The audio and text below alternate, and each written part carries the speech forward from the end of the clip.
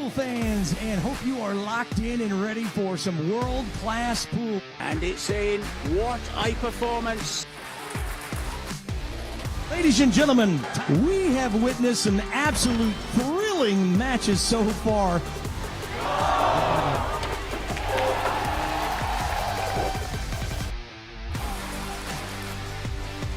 And in it goes. He is your champion. Celebration, so Victor Zelensky. Finest players in the world. Oh, he makes it. Nicely on the 10. Jasmine Ocean.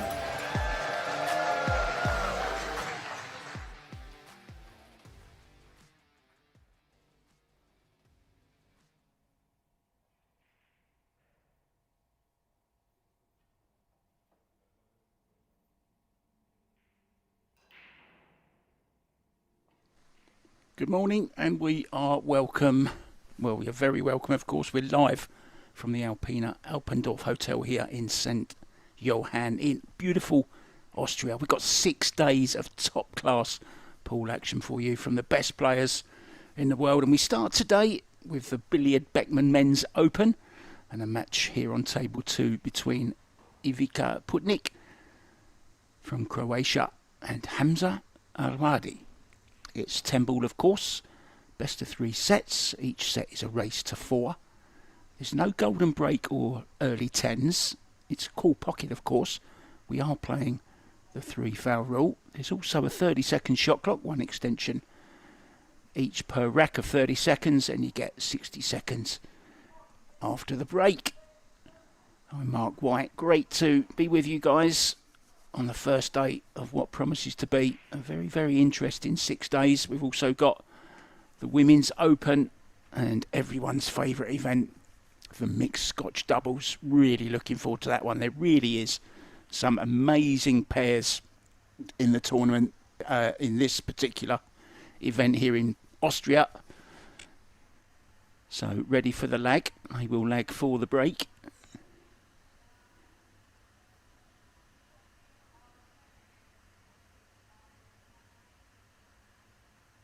So here we go then. Wahadi winning the lag.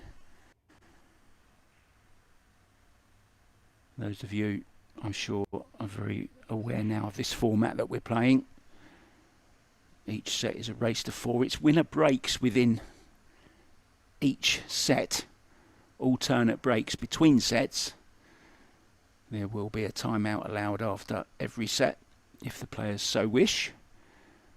As you can see, plenty of seats available. It's very early in the morning here in Austria. Don't expect them to be full just yet. We know what pool fans are like. We rarely get up before midday, do we? But I'm up nice and early. Well, actually, I'm not up early. It's afternoon time for me because I'm in Thailand, commentating remotely. Just gone 3 o'clock in the afternoon for me, so I'm 5 hours ahead of Austria. I will be keeping my eye on the chat, guys, just to make sure that you're watching. And if you've got any questions, feel free to type them in the chat. And if I get a chance, and if I know the answer, of course, I will let you know. So here we go then. We'll be breaking from the side. There's no template. But we'll be trying to make the 1 ball in the side pocket. So the Saudi Arabian breaking off. He has got some history in 10 ball. We reached the quarterfinals of the Saudi Open. Now, as usual, the ball's going a little bit tricky after breaking from the side. Does have a look at this 1 ball. Not sure what he can do with it. Maybe he can creep in behind the 2.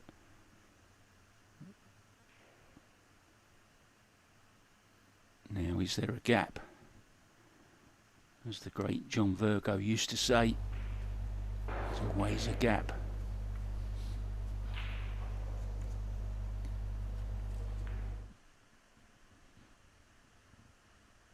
You can see we're playing on the new Predator Arc table. Really has had rave reviews as well, this table, from all the players.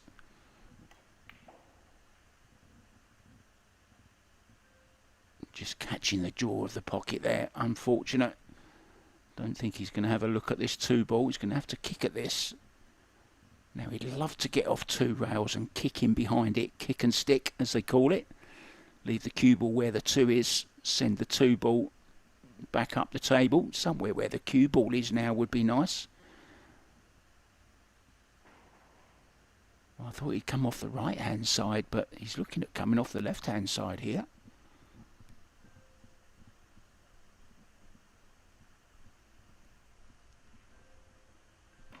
Croatian waiting in his seat. Now his team have a big game in the World Cup tonight. They're playing a certain team from England. I don't think I'll be watching it though. It's 3 AM in the morning.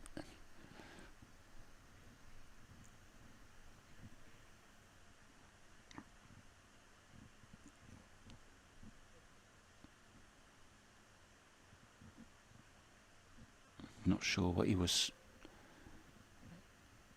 asking there. How can he? Oh, he can hold it. Yeah, and he's forgone the pot there by just trying to pinch a little bit. Trying to play it a little bit straighter than the potting angle was, just so he could hold for the 3.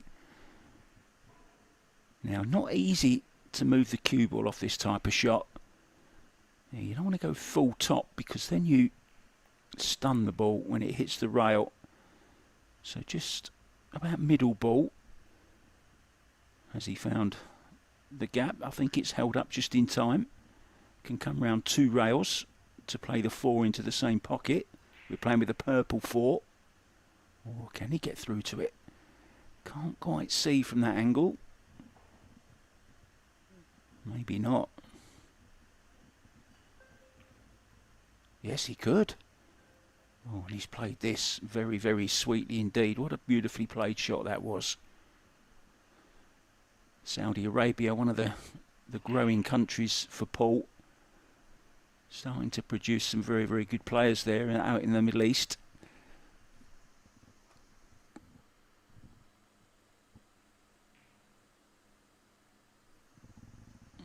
Yeah, there's 3 tables, guys, in total for you to watch on Billiard TV, all free. Tables 1 and table 2 have commentary. Table 3, there is no commentary, but it is available for you. And of course you can follow the draw, the bracket, and all the information you need for all 3 tournaments on ProBilliardSeries.com. Just click on draw, that will take you to the bracket. Oh, that's a deft little shot, wasn't it, to hold for the 6. And that looks just about perfect. Can just play a little draw out between the 7 and the 10. Play the 7 into the bottom right. Key shot though. It's going to be the 7 to the 8 and the 8 to the 9. May even contemplate playing short side on the 9 ball, but this is the crucial shot really now. Anywhere but straight. Somewhere round about the kitchen line would be nice.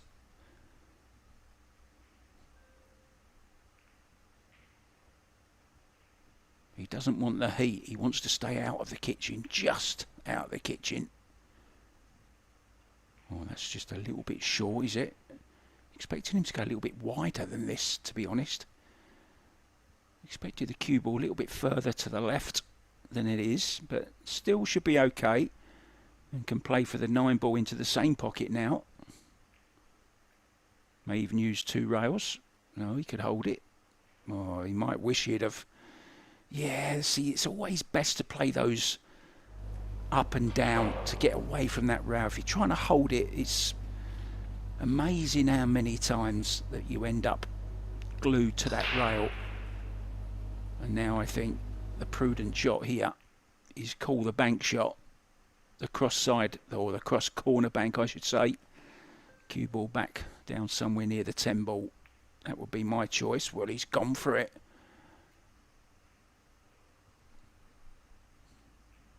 That was the problem. Couldn't get anywhere near the 10. And this is horrible. This is like one of the shootout shots, isn't it? When the cue ball's been moved back a diamond. Sudden death. And remember, if we do go 3-3 in the deciding set, we will have a shootout. But great 10 ball there from Alwadi. Puts the first rack on the board, and he's still not happy with something, the creation.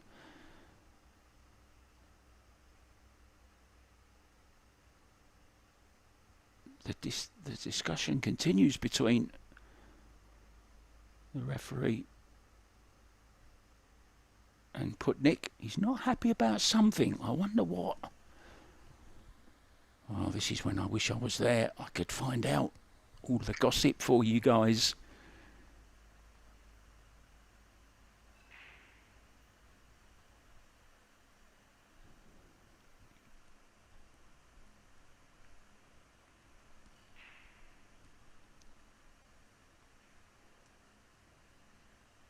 Anyway, it's 1-0 to the man from Saudi.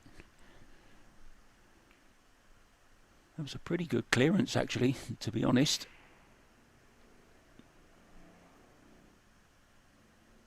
That miss on the 2 ball proving to be the downfall. Was just trying to pinch a little bit of angle, wasn't he, Putnik, to hold for the 3. Caught the 2 ball a little bit thick. And the result was his opponent running out the table from 2 to 10. That's why he's a rack up.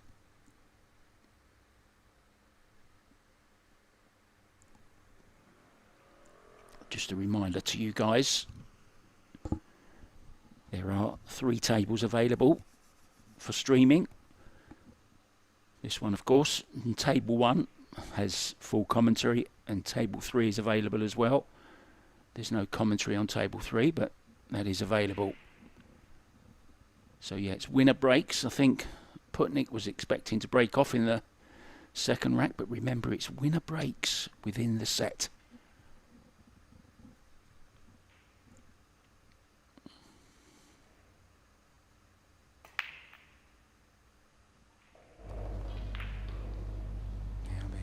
Did that 6 ball?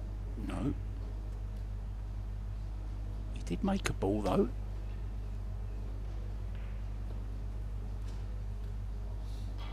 I think it's the 2 ball. He's nicely on this 1 into the corner, as you can see from our overhead.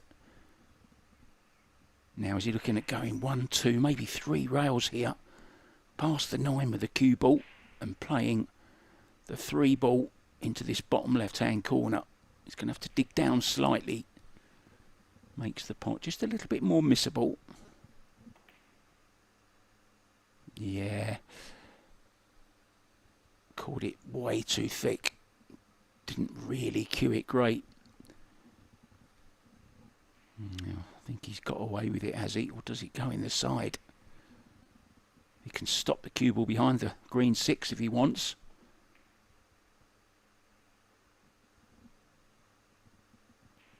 Yeah, good shot. But if you remember, he snookered Alwadi in the last rack, got out of it. Did leave Putnik the 2 ball, which he missed. Oh, he's jumping over the 6 and the 5 here. Well, the 4 ball won't count, of course, but it is option. I'm sure if Victor was hooked here, he would be putting Hamza straight back in again. May have called the 3 here.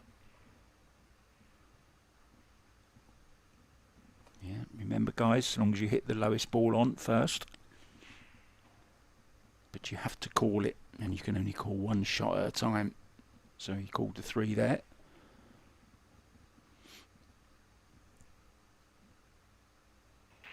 Just a little bit of work to do here with the cue ball. Off this back rail, past the 10, back up.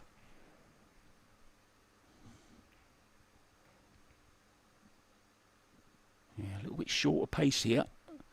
The line not brilliant either. He's okay though, can draw to the rail. Can he miss the 7 or does he use the 7?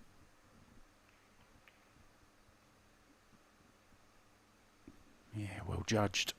He's going to need the bridge here though, I think. Or is he? Well, he's a tall lad. He can reach it. They build them big in Croatia. And this is a very confident start in this second rack for the Croatian. Didn't really have much to go at in the first one, just that blue 2.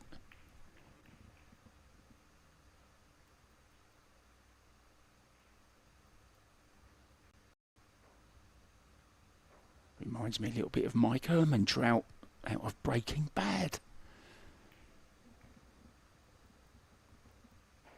Just a bit taller.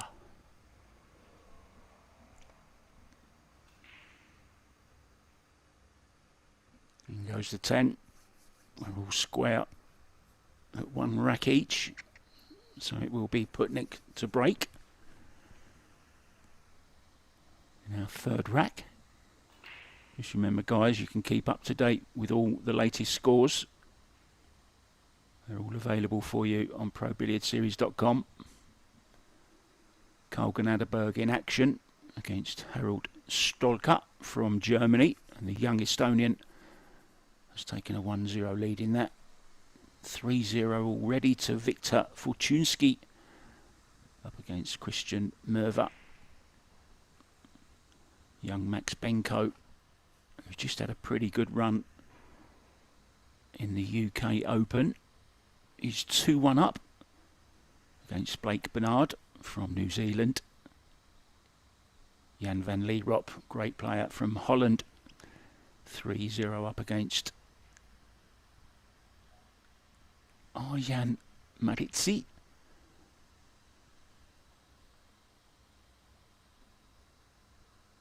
Plenty more action coming up for you later today as well. A few of the real big names will be joining. David Alcady, one of them. He'll be up against the up-and-coming Norwegian Emil Andre Gangflo.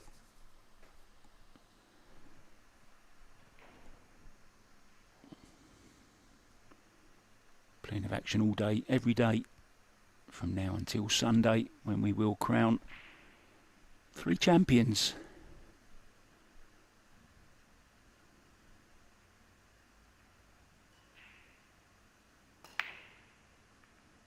Yeah, going for the aggressive break, trying to make one of the 2 balls behind the 1.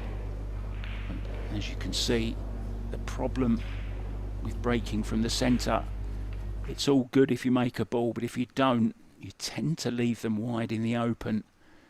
He's been a little bit fortunate here. He's not left a shot on the 1. Now, can he hold in behind the 8 and send the 1 into the 4? Oh, didn't send it into the 4. He wanted this to slow up. He wanted it to hit something. Oh, it's a very anxious look. Yeah, he's okay, he's covered it. That's the good thing, isn't it, about getting a nice tight cue ball. Made sure that he was going to get the hook.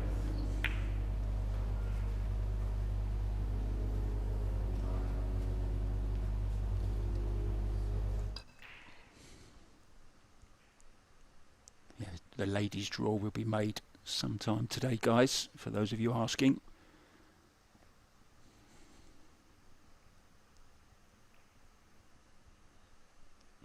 Just ask the referee to come and keep an eye on this one.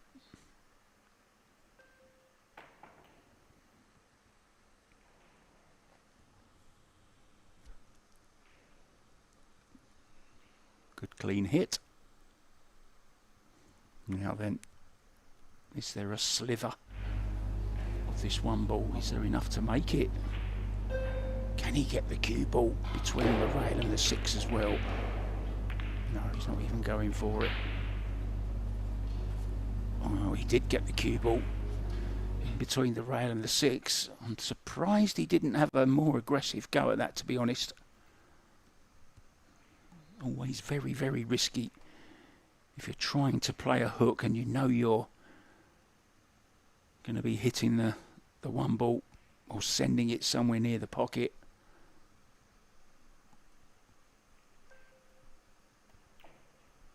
Good view of all the tables in the background.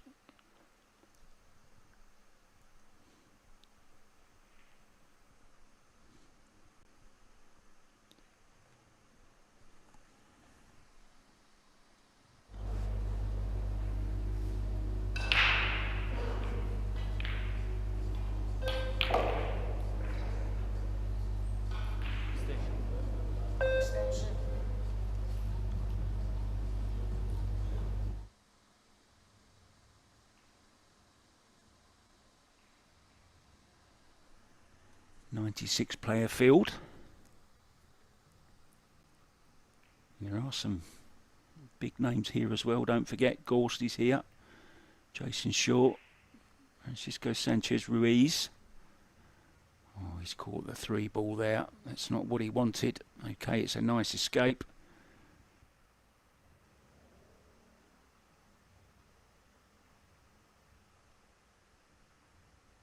Needs to make sure he hits a rail here after he hits the 3, so keep your eyes on this one, guys. Oh, just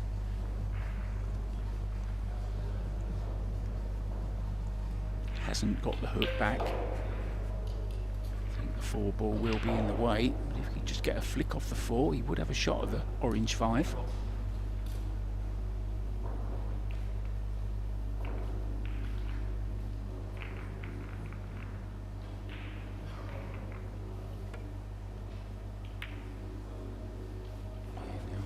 Easy on the ball, he got on the 4 beautifully. He's had a little bit of a result as well. And is always the case, you've got to be a little bit careful here of the scratch off the back of the 3.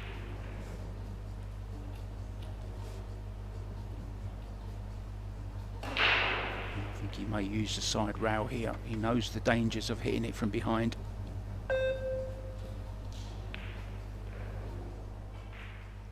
Now you hear the 10-second beep. You just see the timer going down in the bottom left-hand corner of your screens. Clock resets to 30 seconds.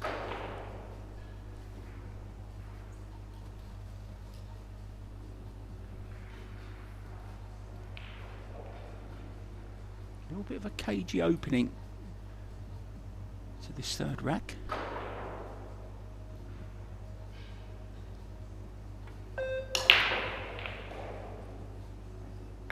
That's delightful.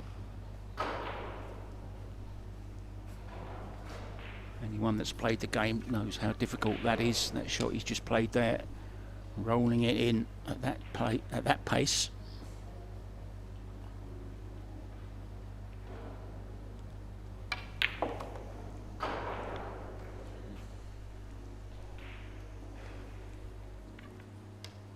Yeah, the schedule. Alpendorf is all on ProBilliardSeries.com. Everything you need to know, guys. Now, is he playing the 6 here? Oh no, the 5 did go.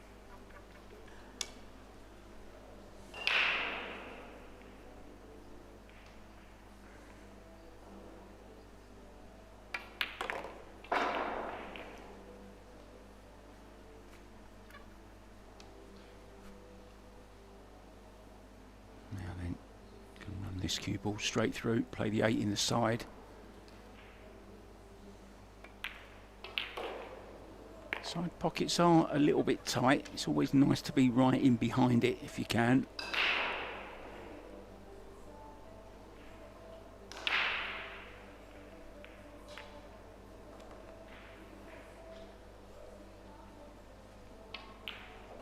Certainly looks very useful, doesn't he, Putnik?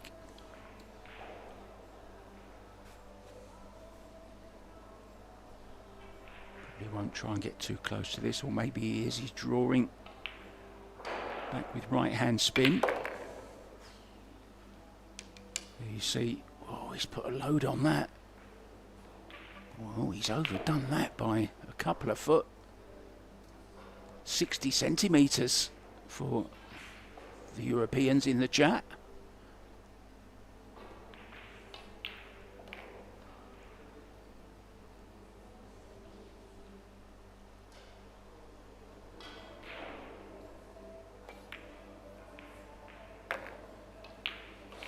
Yeah, safely negotiated.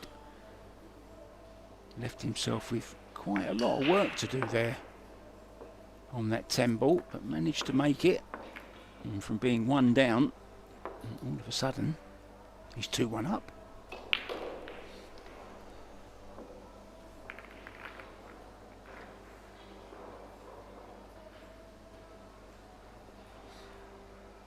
The German, Harold Stolker, has equalised against Carl Gnadderberg. And Christian Merver has pulled 1 rack back against Viktor Fortunski. Viktor, younger brother of Mieszko. Blake Bernard now just 3-1 behind in their opening set.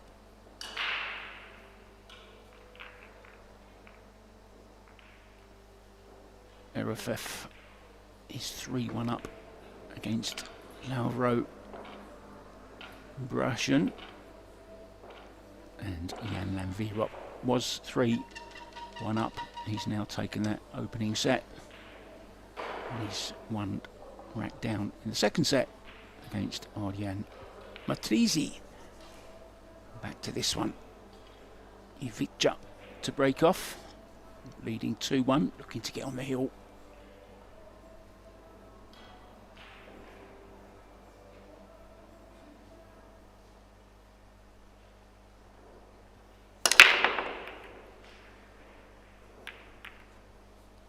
Hit the break more square as he made the 4-railer. Not quite. Sticking with the aggressive break, which, well, you can't really argue against it, because the last time he broke like that, he won the rack. I think he's been lucky this time as well. No look at the lowest ball on, which is the 1.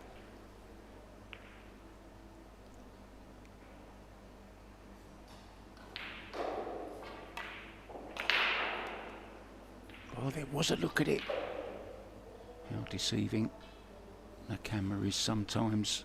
Surely, though, just the safety from here.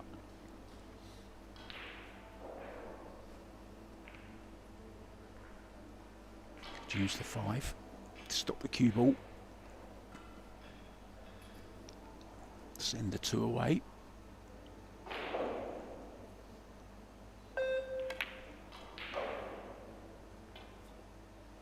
Why not just get in behind the 5 then?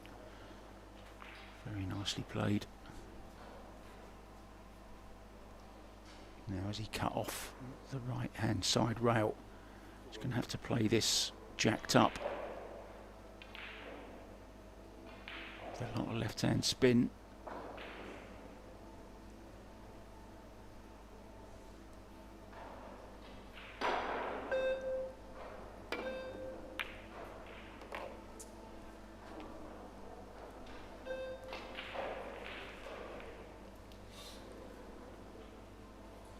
Sure about that. Very difficult shot to play. I think he was trying the famous Z shot, and it was on the 2 ball as well, wasn't it? The great Efren shot, and not in a dissimilar position, to be honest.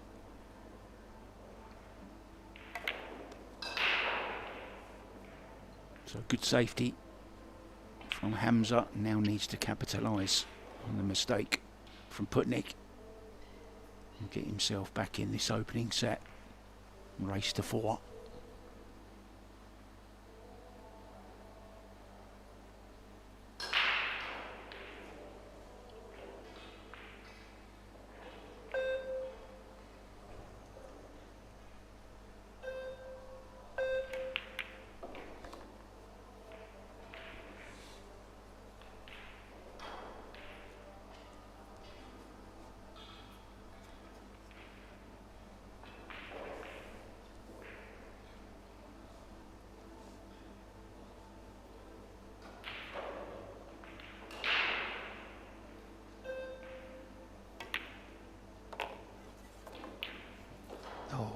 that's so careless. What was he playing there? Oh, he stood there at the table. He can't believe what he's just done. I can't believe what he's just done. I think he would just overhit it. I think he was trying to hold. Yeah, very nice shot as well. Not only did he miss or leave ball in hand, he left, of course, the opportunity for Putnik to open up the 5 ball and 6 ball, which he'd done perfectly.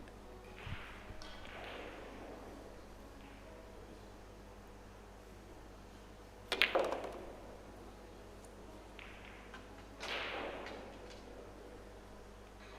glad he remembered to pick up his extension there, his little one on the end of his cue. My OCD would have been kicking into overdrive there.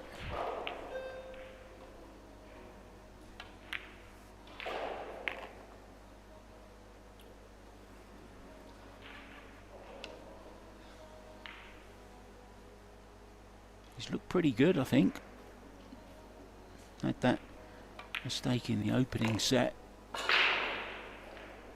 He's come back really, really well from that opening rack mistake. He's going to get himself on the hill.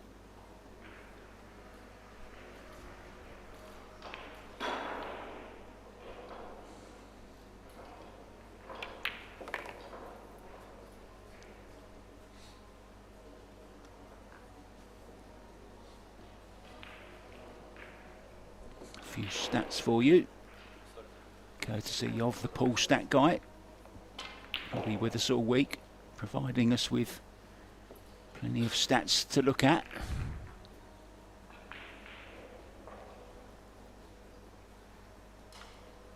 Safety efficiency 83% from Hamza, just 40 for Ivica, but the only stat that really matters is the one right at the top. 3-1 lead. Player overall performance a little bit low for Hamza at 696, 759. The POP for Putnik.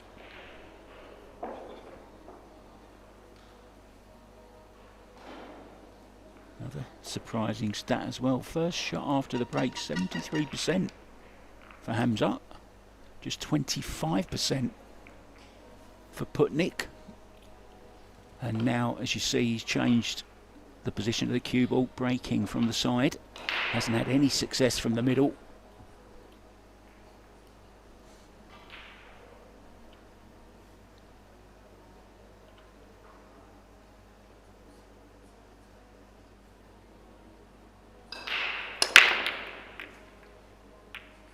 Almost making the one in the side. He's going to leave it though. And considering he broke from the side, the table is very, very open with the simplest of starters you could wish for. Even I could make this one and get on the 2. A little bit of low right, about 5 o'clock on the clock face. Oh, I don't know what he's done there. I don't know why he drew straight into it. I thought he may have used a rail there and come across the face of it and played the 2 into the top left. There's a little bit of a result there with that kiss.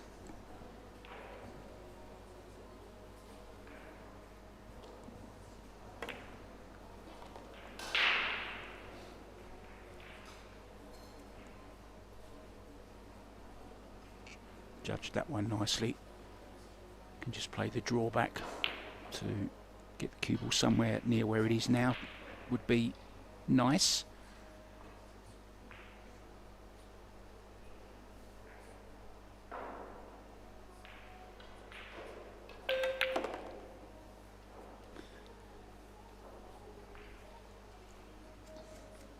Now, can play the 10 combo. It won't count as a win. It will be respotted if he does use that as a means to carry on. I think he was just checking there to see when the 10 respots how it would be. Nothing would be tied up. Yeah. Definitely doesn't pass the 10, so it will be the 5-10 combo. So you're looking at slightly overcutting the 5.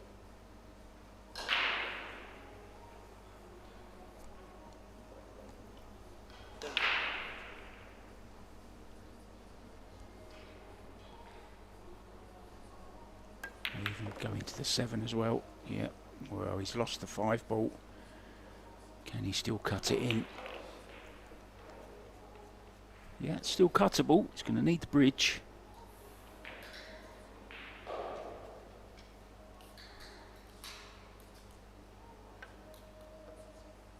There's the Predator gold moose head. Gold for the 30 years.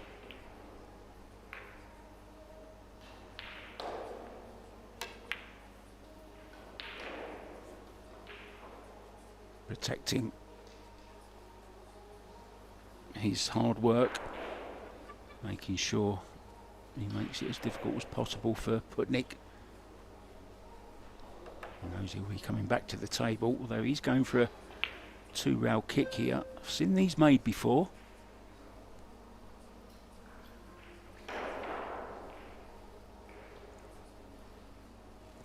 Not sure if the 6 has a pocket. If he does make this, oh, that's a poor shot to miss it completely. It was pretty big, that ball, off of 2 rails. Plenty of chances to hit it.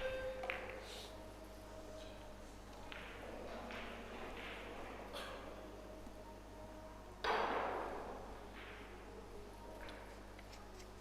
don't think the green 6 goes into either pocket, so failing having to make a combo, could play short side to play the 6 into the left-hand side pocket.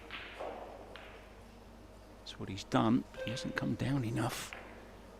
He's quite short on this.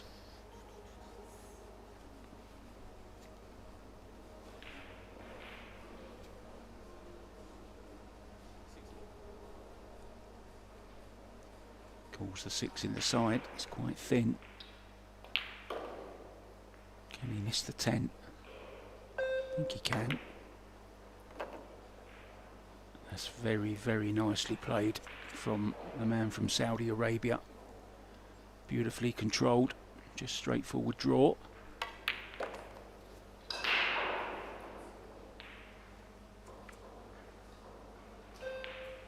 I can go forwards, try and get a little bit closer to the 9 ball. Draws back instead, so gives himself a longer shot.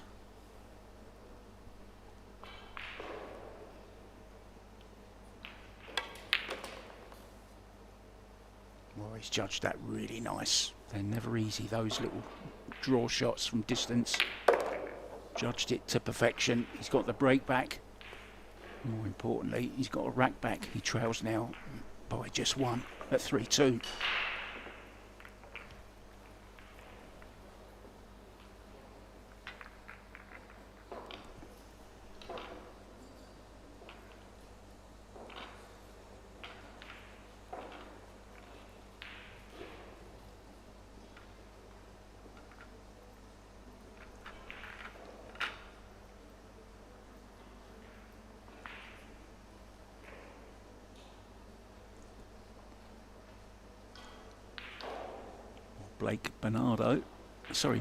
Blake Bernard from New Zealand has come back to just 3-2 behind now against Max Benko from Slovenia.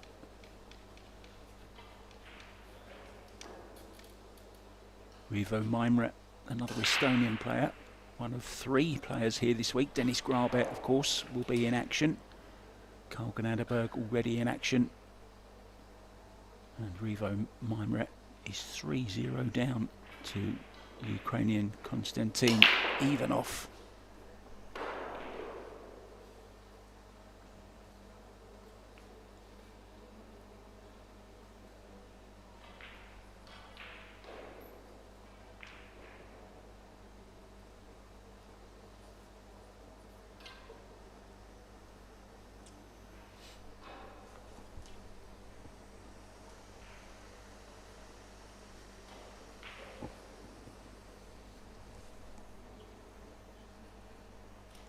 later on today, a big match between David Al-Kaidi and Emil Andre Gangflow.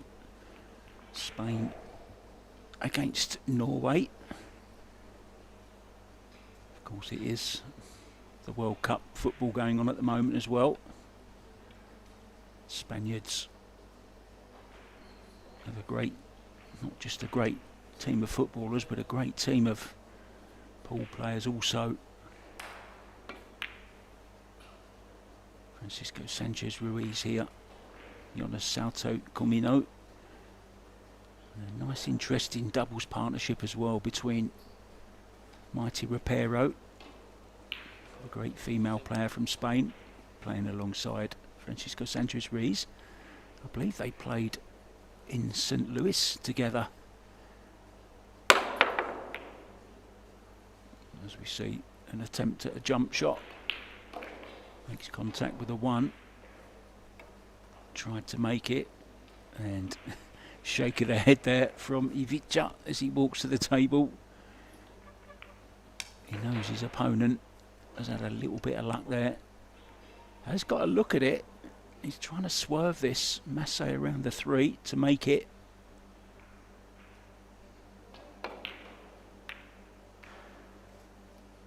Didn't quite get enough on it. Walks away from the table in disgust. He knows he's left this 1 ball. And a chance for Awadi to draw level at Hill in this opening set. Best of 3 sets. Races to 4.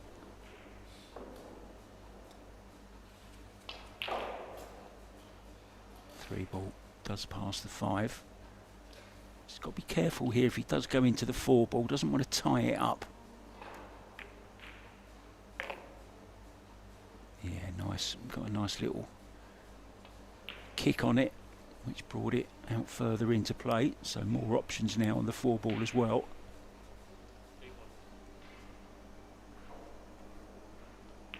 Three into the left side, 4 into the right side. Maybe 5 into the left side again. And he's playing this 4 ball to the corner.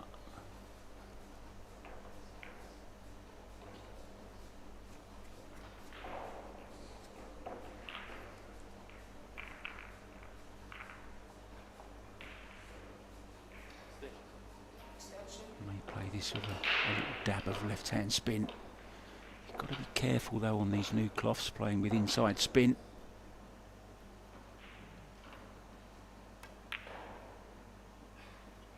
And there you see it. Seen it so many times in these events. New cloth, every single event of course. And it just makes inside spin react differently.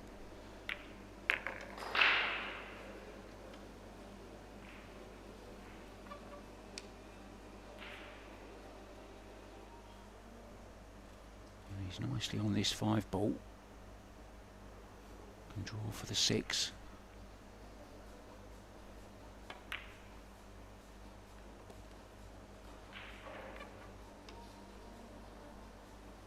Can just drop this in and roll forwards for the brown 7. And this should be the opening set. Cue ball back to the centre of the table.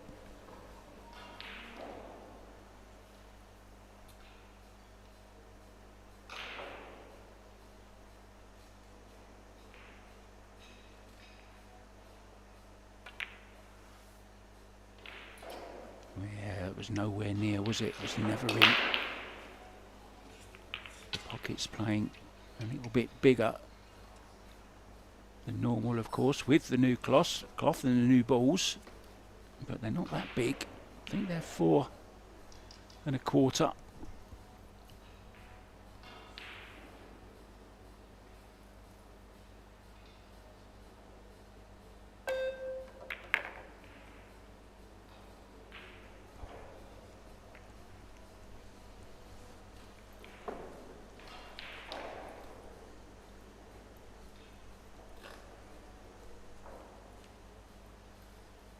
Just been told he's actually from Oman, so thanks for that, cousin actually lived in Oman. My relation was in the army there, and she lived there for several years in Oman. Said it was an amazing country to live.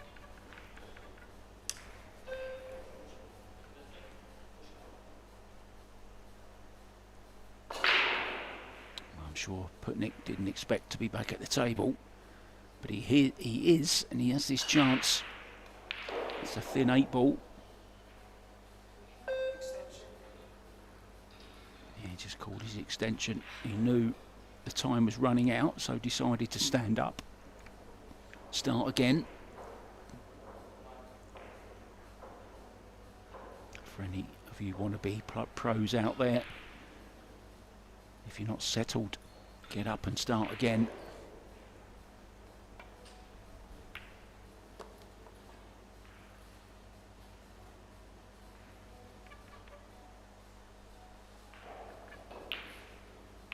Played this very nicely.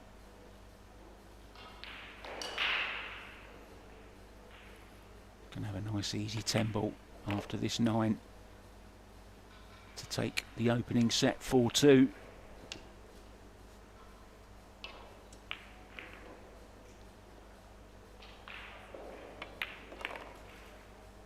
Maybe Hamza will want to step out of the arena and just go and reset, give himself a little bit of a talking to in the bathroom mirror. But no. Says he's okay, doesn't want a timeout, wants to get on with it. And it will be Ivica Putnik to break off in the second set first. Yeah, just clearing it with our referee, making sure it is him to break, so grabs the break cue. Take a seat, my friend. I'll leave you with some stats to have a look at, guys. We'll be back with the opening rack in the second set very, very shortly.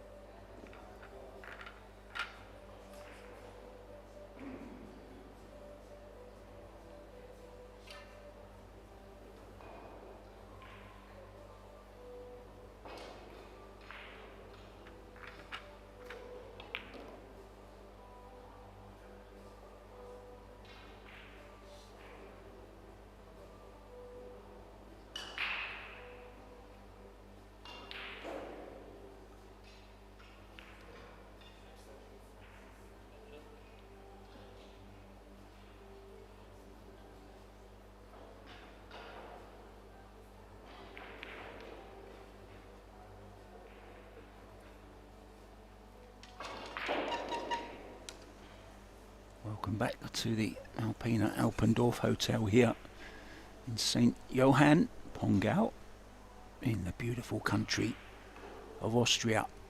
And of course, because we're in Austria, some big names from Austria are going to be in the fray. Jasmine and Albin Ocean, Max Lechner, of course. I'm sure the youngster Lena Primus as well will be. Oh, he nearly scratched there. Oh, it's a good job early 10s don't count. Look where that 10 ball has gone. Now, first glance around the table. 5 is the problem. The orange 5 next to the 8 ball. 1, 2, 3, 4, no problem.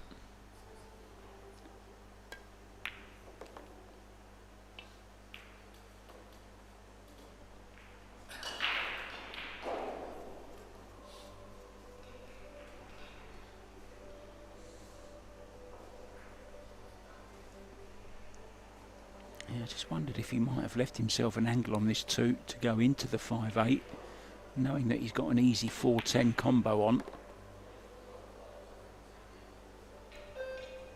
Oh, I beg your pardon, of course it's the 3 on this right hand side rail. Now he has got an angle on this 3 ball to disturb the 8 and the 5 if he so wishes.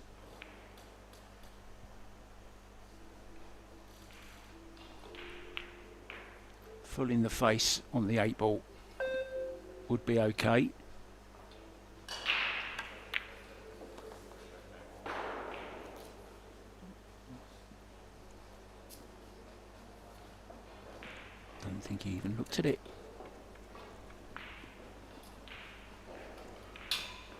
Now what you don't want to do here is make the 4-ball at the same time, and you don't want to overhit it because you don't want to lose the 4-ball. Played that very, very nicely. Oh, where's the... It's okay. Now he has got a nice angle on this 4-ball to do something about the 5.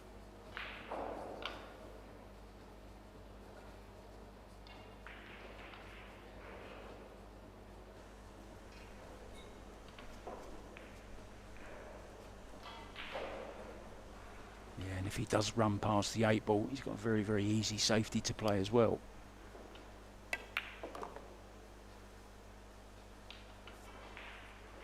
Oh, he's gone the other side of it.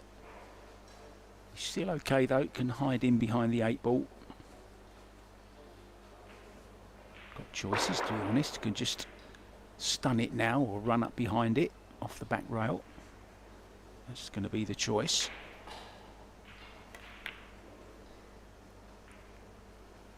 Oh, he would have liked a bit of more of right hand spin there, didn't really did it off of the rail, but he's still got the cover, he's okay.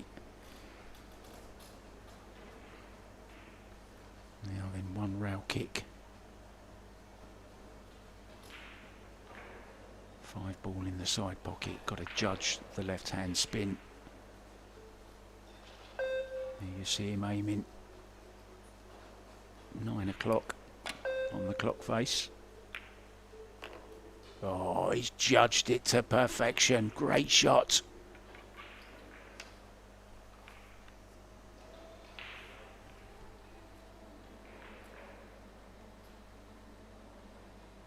That really is a terrific kick shot.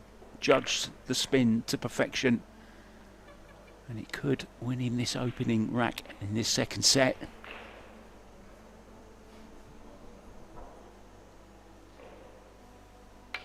Putnik shooting for the stars.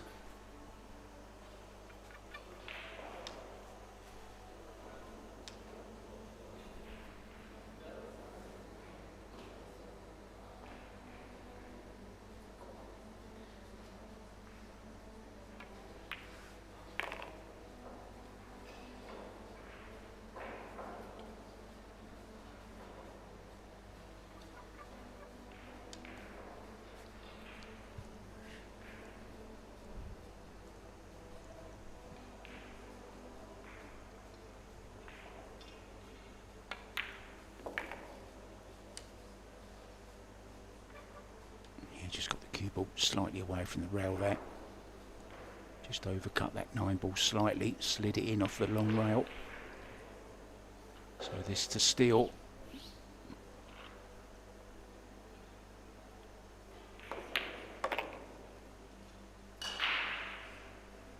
Very nicely done from the man from Croatia.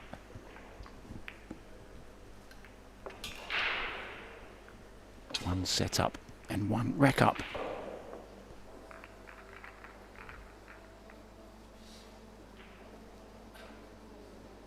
Carl Gnaderberg from Estonia did win the opening set. There was a little bit of a comeback from Harold Stolka in that one.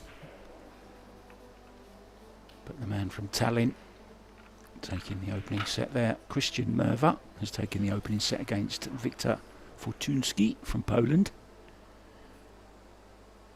And Christian is 1 up as well in the second set there.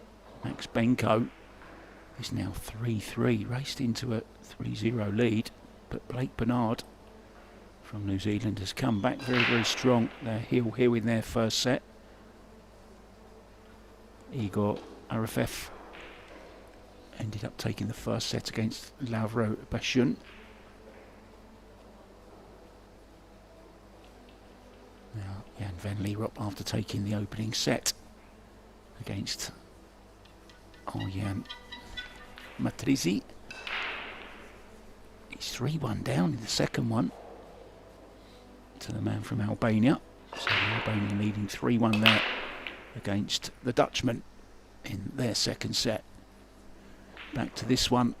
in command, in control, is the Croatian, breaking off 1 up.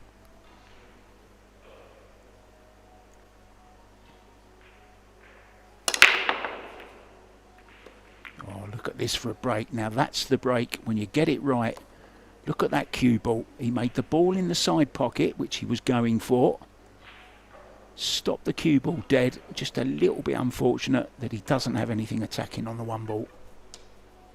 But break of the match so far from Mr. Putnik.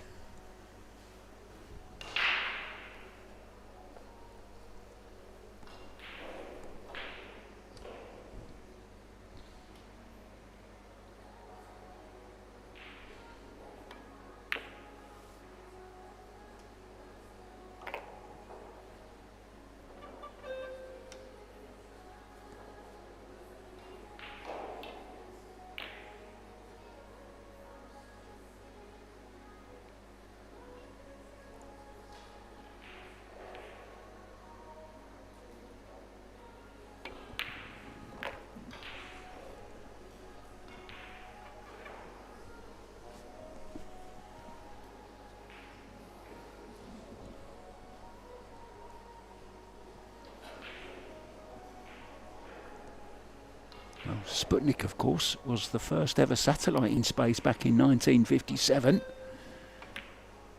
But he's not going to be the first man through to the second round, though, in the Billard Beckmann Men's Open. That honour goes to Ali Obaldi, who is already forfeited. So it will be Sambar Stratovac who goes through after Ali Obaldi had to pull out for whatever reason. Meanwhile,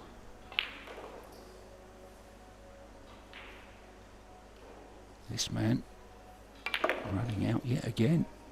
Really has found a gear, hasn't he?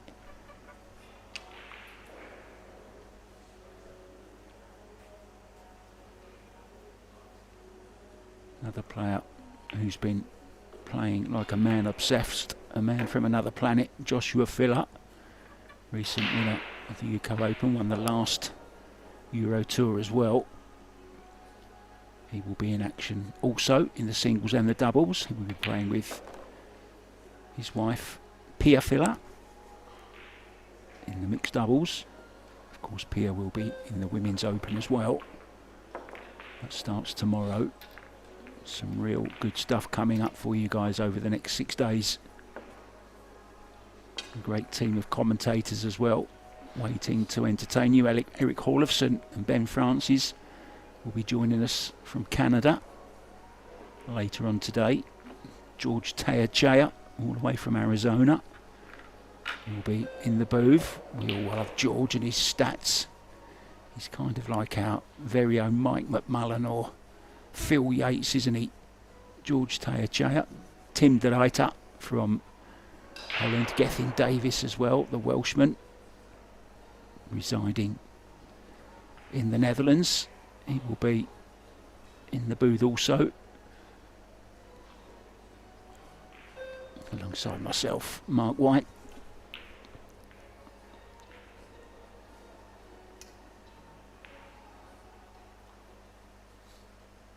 Let's not forget Graham Hickman as well.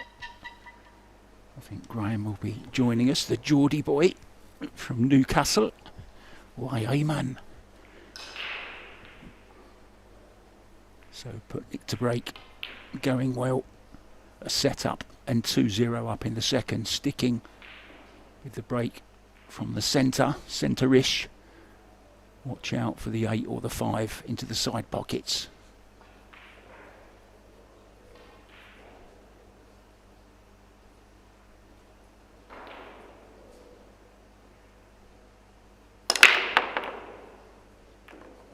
Good break again. The 8 goes in.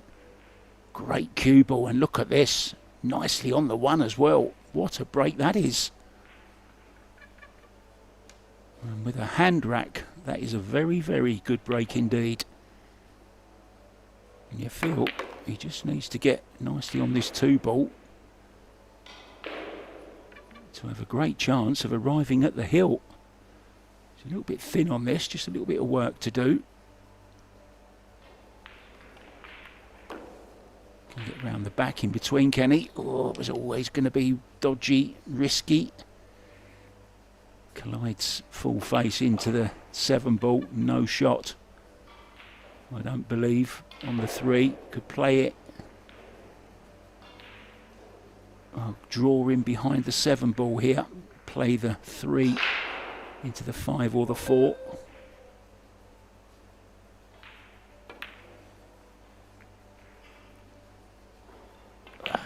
Well, he's played into both of them. Has he got the hook? Caught the 5 a little bit thin, ended up catching the 4 as well. I think he's got a shot at this, but it's not easy. Well, he's having to massate slightly around the brown 7 as well.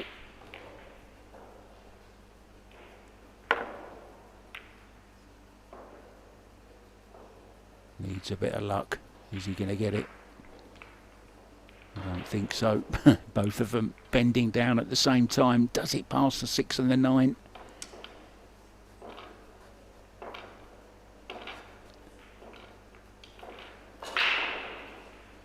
Reminds me a little bit of Peter Francisco as well. I don't know if you've seen the South African snooker player lately, but have a look at his picture on Facebook. They don't look unlike each other.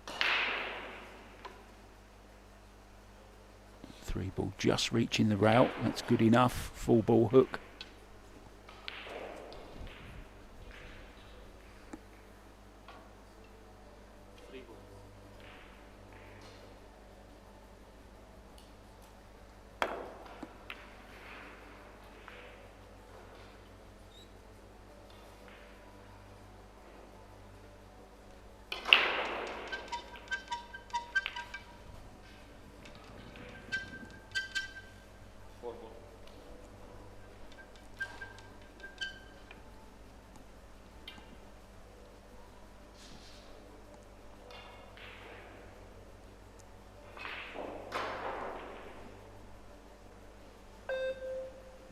Sure, he's called the 4 ball.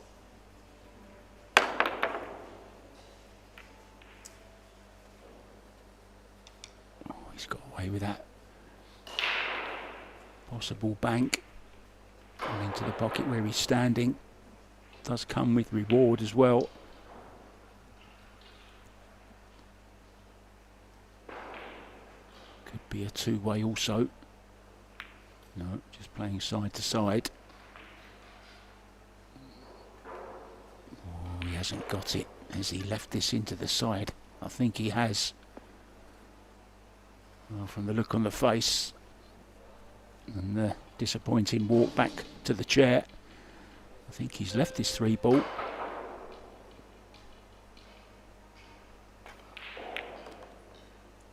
Well, he might well regret now not going for that possible bank shot on the 3 that he had there. Hands up. It is a potting game. In the end, you have to pot the balls.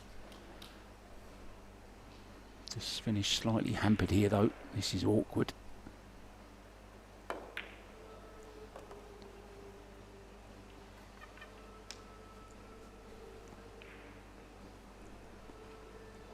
Now, the fact that the cue ball has gone to the side rail has completely changed this shot, because it doesn't pass the 9 ball. So he's going to have to find another way of getting on the 6, and of course there you go, it's caused him to miss the 5.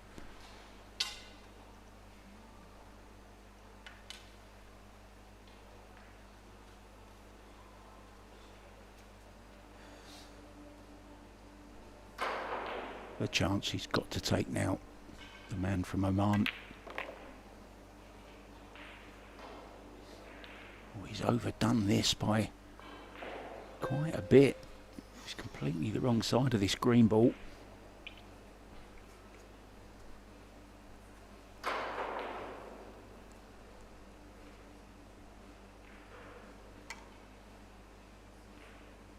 remember he tried to play one of these with inside spin earlier.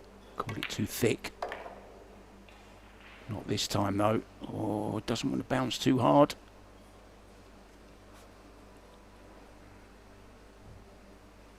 for the first time, getting down and squinting to have a look.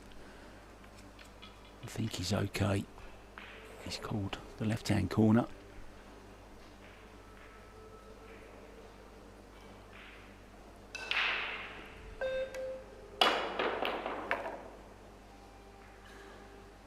Yeah, that was the problem though, wasn't it? Left himself very thin on the 7 ball, and once again he's lost the cue ball. He's done this earlier on in the match. On that occasion he made the 9 and the 10, and you feel that he's got to do the same here.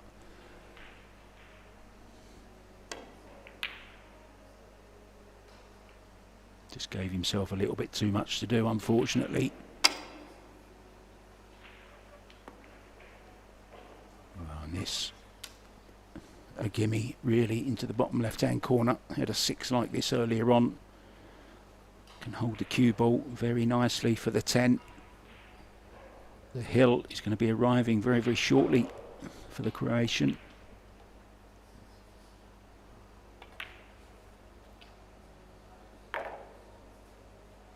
Certainly used all the pocket. Unmissable 10. 3-0 in the second set, leading by a set to 0 as well. He's on the double hill. Hamza just hasn't settled for me. I just don't think he's... Well, he just hasn't taken the chances, has he, that he's had.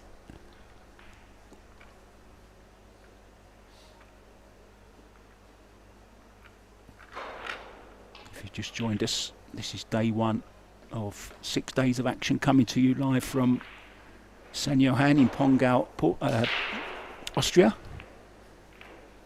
3 tournaments for you: the men's open, the Billard Beckmann men's open, the women's 10 ball, and also the much awaited Scotch doubles, the mixed Scotch doubles. There really are some tremendous pairs in that this year.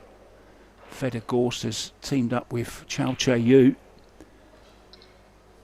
Jason Shaw with young Savannah Easton. That's going to be a pair to watch out for.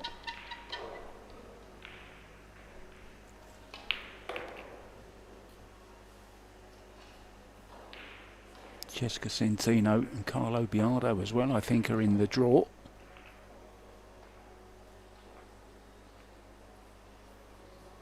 The info once again, guys, is on ProBilliardSeries.com.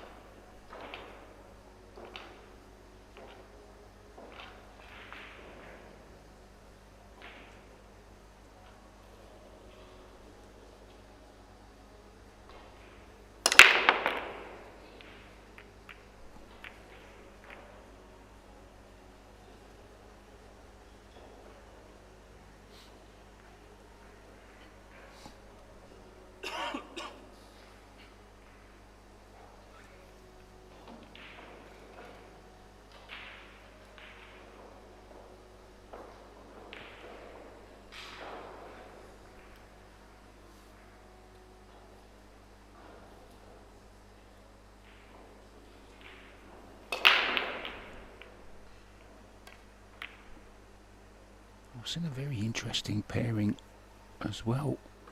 A new one who hasn't played together before. Iwan and Hebler will be playing alongside Ralph Souquet. There's some experience there.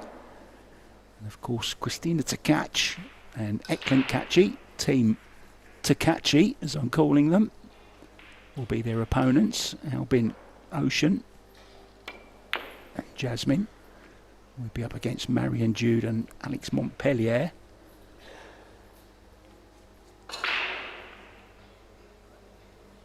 Han Yu and Wu Kun Lin, what a pairing that is as well. Up against Chan and Massiol.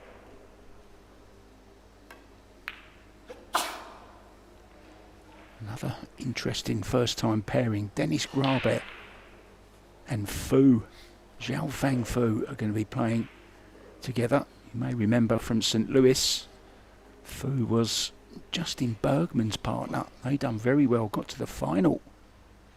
Justin not here though for this one.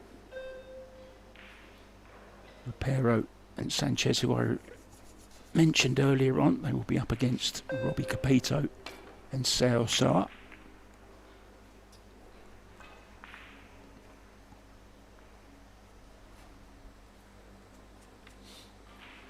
And what about this for an all-German tie as well? Inna Kaplan and Moritz Neuhausen from Germany up against Germany's glamour couple, Joshua and Pia Filler.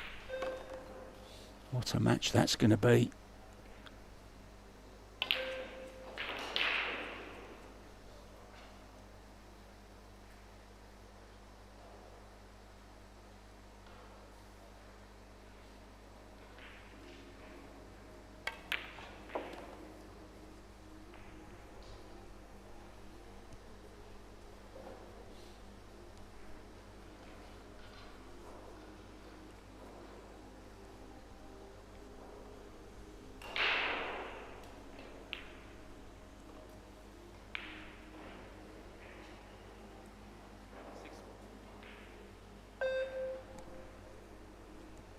So just the safety, I think.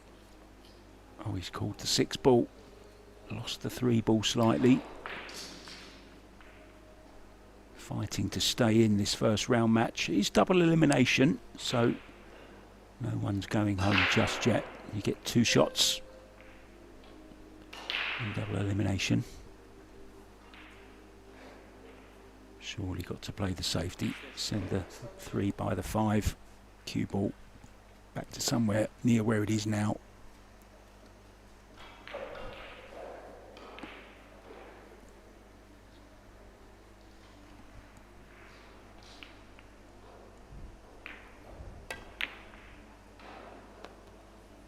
Well, he's gone for it, and hats off to him as well. Tap on the leg from Putnik also. Very, very good shot on the 3. Decided to have a go. It was the 3 ball earlier on. I thought he should have had a go at as well. When the possible bank, didn't go for it. Ended up losing the rack. All the way back from here though. It's a must win from now on. Needs to win 4 racks in a row to stay in this round 1.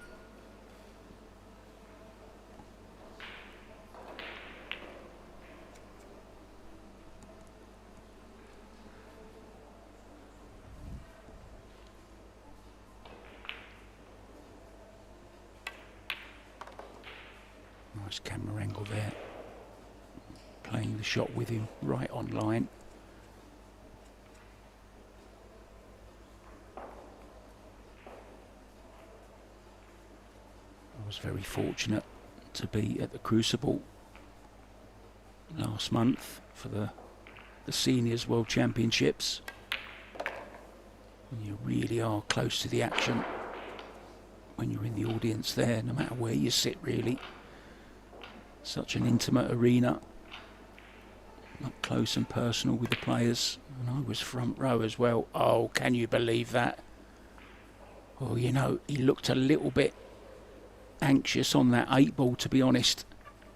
His bridge hand moved. I'm wondering if he did the same there. Now, can he bank this, or does he play side to side?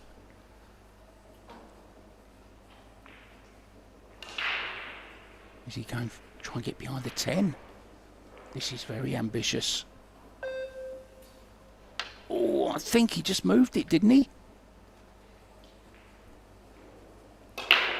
I know, maybe he didn't.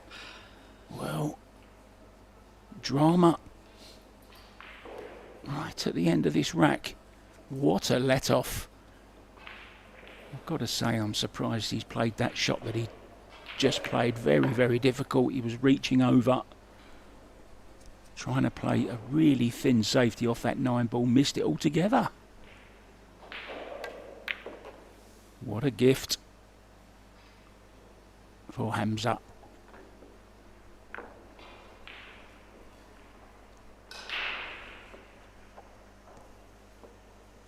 3-1 it is. He's going to have to wait a little bit longer if he's to win it in this set.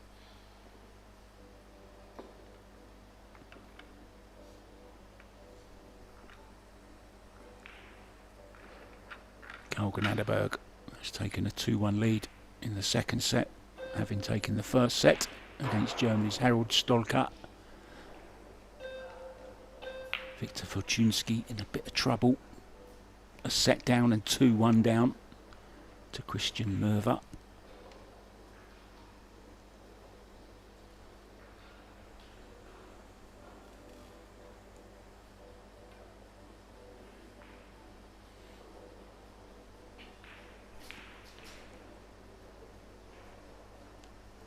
Konstantin Ivanov has taken the opening set, and he's 2-1 up in the second set against young Estonian Rivo Maimre. Berto Bartol, a set down to Mohammed Al-Asfar.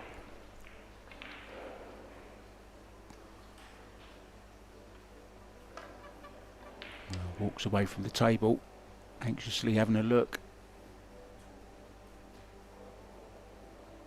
I mean, everything goes. Nothing's really tied up. We've just got to get the opening one ball and a good look at the two.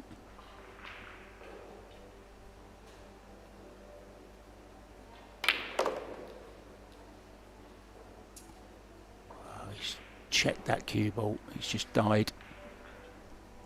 Too much right hand spin on it. You'll be disappointed with that.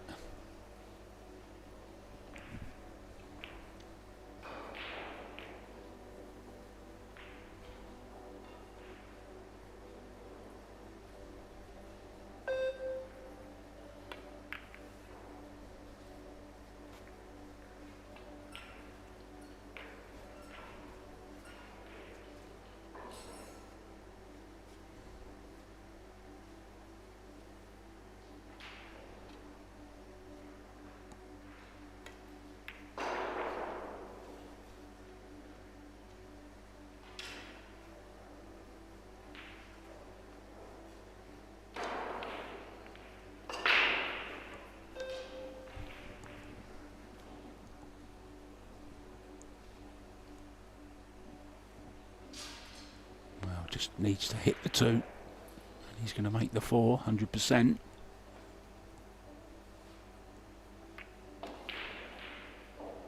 And played it at such a speed where he knew he could hold for the two ball.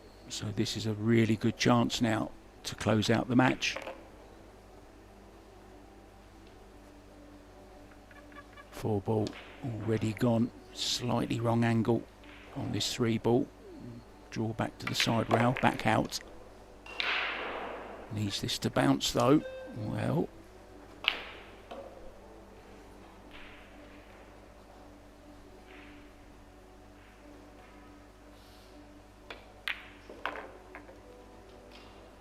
safely negotiated, and you saw that expression there. Looks like he's done the hard work.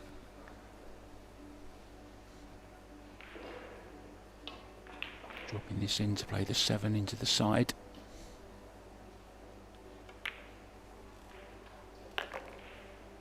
Now needs an angle to get himself closer to the 8. I don't think he's got it.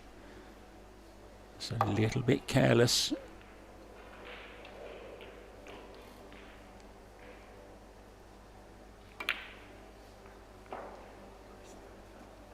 Can you believe it?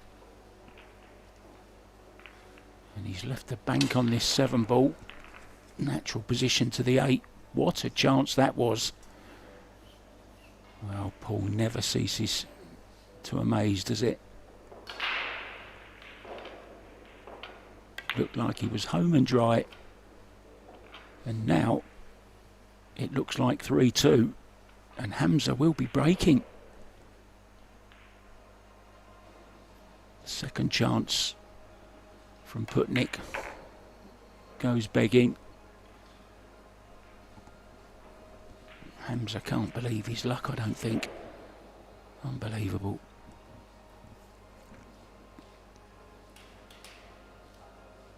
Oh, it's just over 20 seconds. Needs the extension on the back of the cue. It's a little bit of a stretch, this. No, he's okay. Oh, and that's not the best shot. The dreaded 50-yard line. Which way is he going to go? Bottom left or bottom right? Bottom right.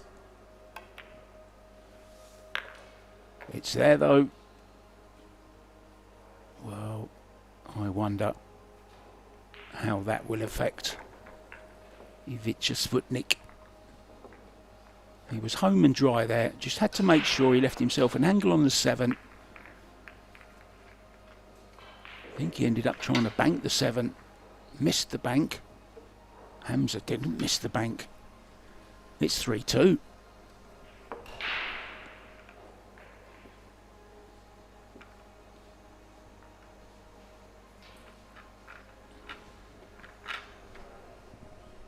There's some stats, guys, for you to peruse over. All of a sudden, this match has got very, very interesting, hasn't it?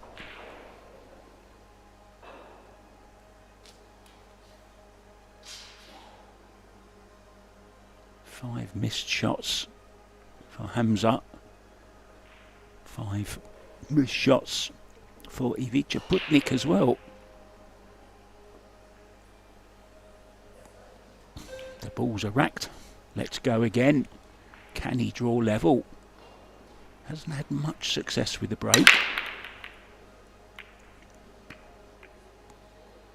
Yeah, and nothing's going to change on that front.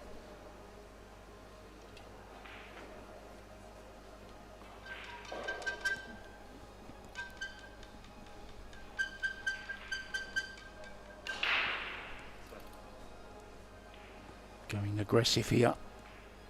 And now it's Sputnik who's starting to chase this match. Already had 2 very, very good chances to win it. And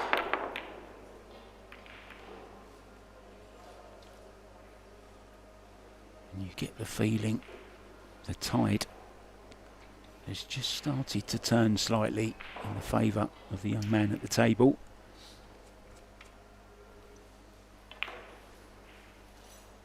What an escape from jail this would be if Hamza can win this set. Be amazing, won't it? Oh, the things that can happen on a 9 by 4.5 foot table. Incredible, isn't it?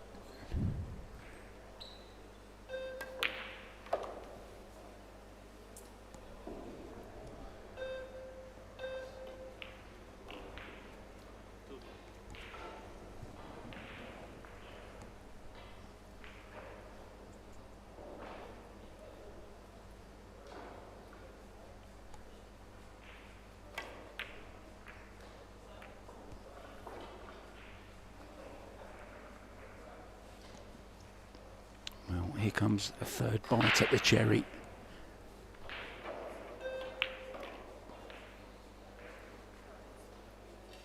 He's had a couple of nibbles. Can he finish it off?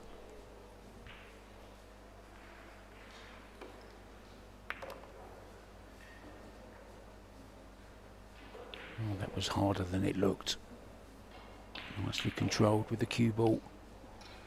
Hampered by the 5 and the 2 ball so close to the corner. Wasn't easy. Does have a good angle on this 3 though to take himself to the purple 4.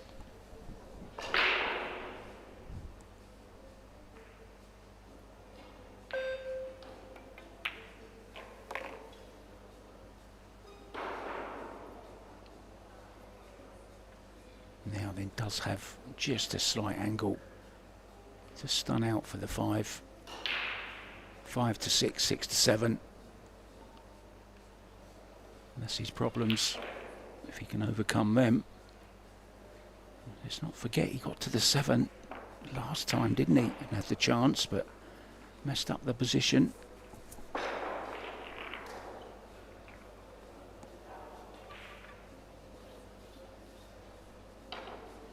He's going to have to come and play the 6 into the bottom left-hand corner.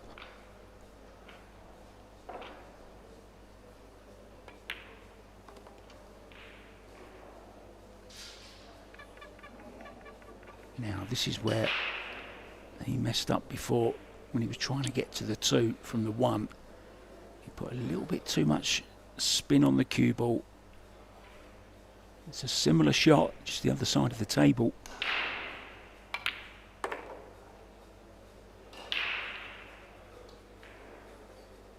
Oh, hasn't tried to get too close to the 7 this time.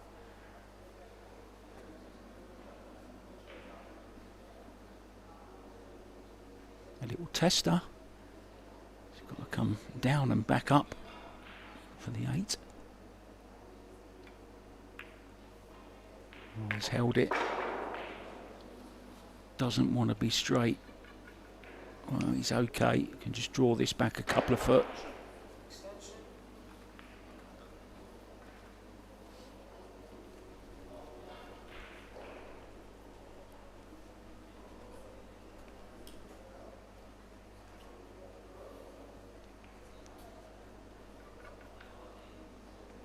Got to stay still on this shot, but the nerves will be jangling.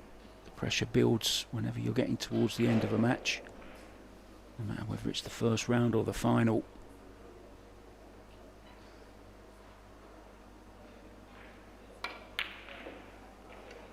Well, you see that?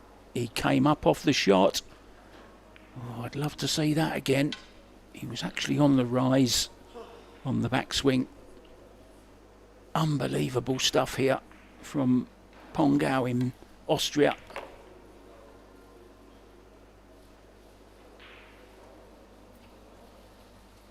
Three chances have gone begging now for the man from Croatia. It's a case of, oh man, what have I done? It's the man from Oman, which is about to draw level.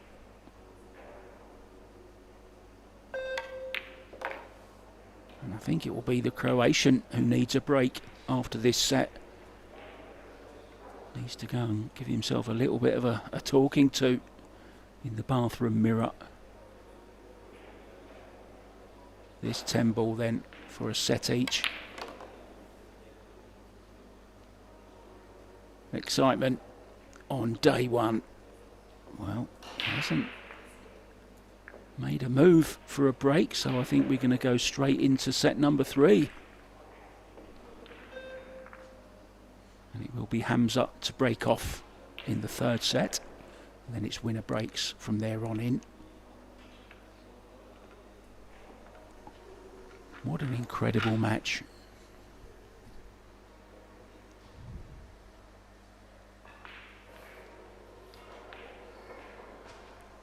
Look down and out at 3-0, down in the 2nd set. We're back to 3-3.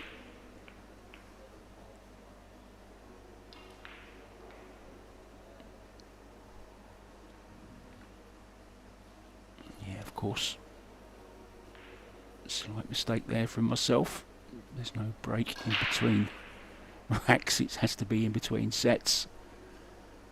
Getting a little bit ahead of myself there.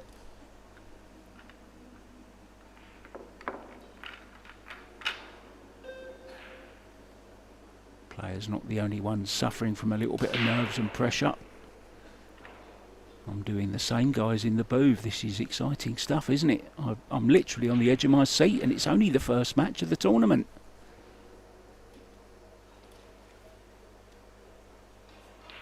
Is that Albin Ocean just walking into the arena there? Looked like his walk, very calm walk. I wonder if that was Albin Ocean. Just coming to see how the table's playing, maybe. Can't see from here, but it certainly looks like his mannerisms. Maybe you guys in the chat can see a little bit better than me. Was that Albin Ocean?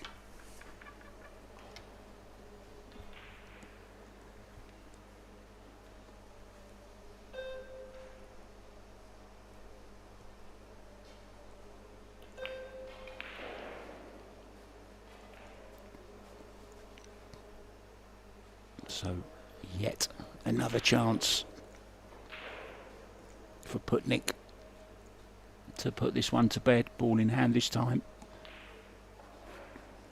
Remember, we are playing 3-foul rule. He's already made one on the break. This is looking for a second foul, I think. Would have liked that to have missed the 9 ball really, just to make it that little bit more difficult.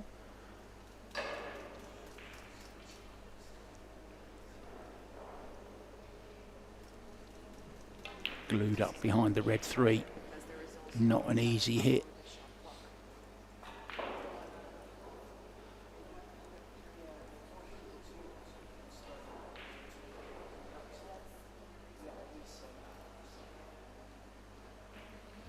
To come off the rail next to the 8 ball and zigzag across.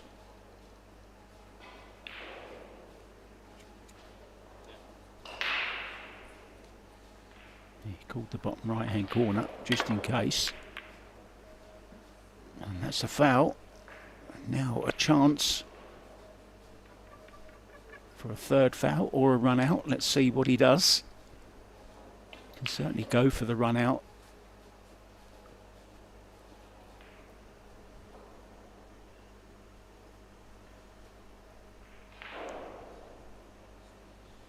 He's got to go for the run out surely. He'll still have his opponent on 2 shots. Sorry, 2 fouls. Oh no, it looks like he is playing the safety. Is he trying to get in behind the 6 ball?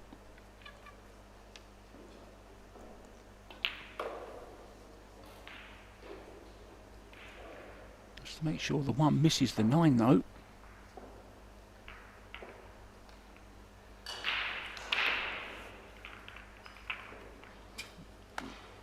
Oh. Well, he's got the hook, but it's an easy 1 rail escape. Didn't want to catch the point of the pocket, did he? And if he hits this and gets it safe, he may regret not going for the run out there, Putnik.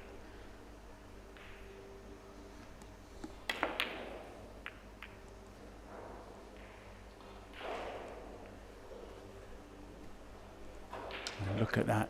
Look how things can change. Now it's advantage to Hamza.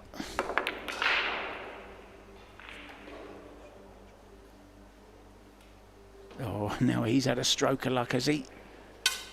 As the 2 ball come to the rescue or not? Maybe not. Just slightly hampered. Cue ball here.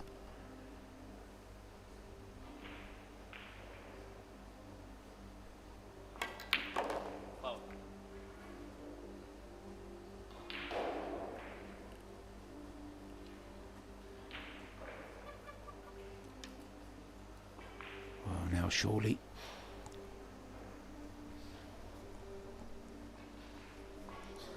There's always going to be the problem, hampered by the 7. I think it was the 7 he caught with his cue.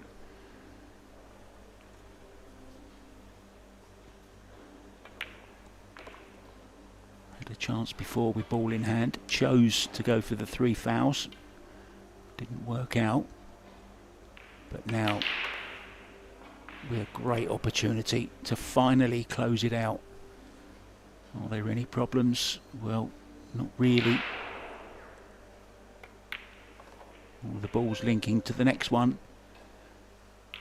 This is the key shot, you've got to say. Get nicely on the 6, 7 in the side, 8 to the corner, leads to the 9, 9 leads to the 10. Oh, he's done it again. He's done it again.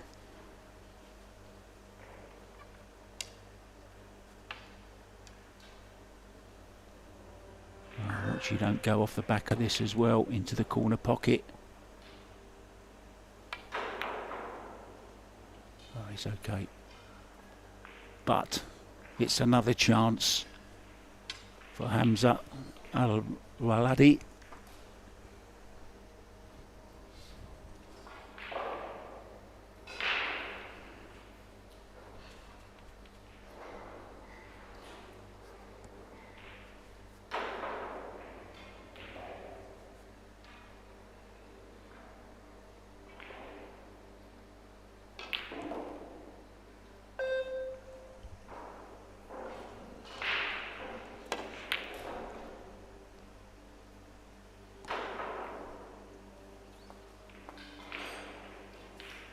Slight result, not for the first time. Both bending down to have a little look. Looks like this might just pass. Or is he playing the thin safety? Yeah,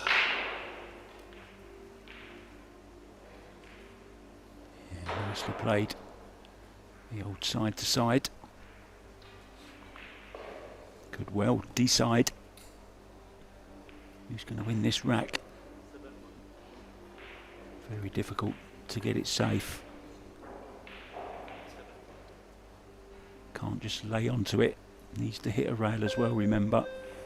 2 rails, try and send it away by the 8. Cue ball behind the 10.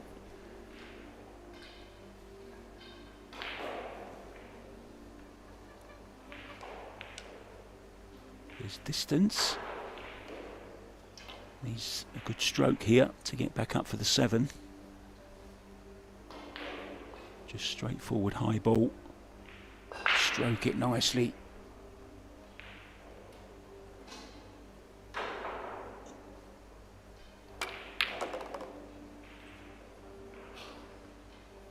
Oh, not again.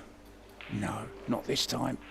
But he has struggled on this 7 a couple of times. It's been instrumental a lot of times, which is the reason he finds himself at 3-3 and isn't already back in his hotel room.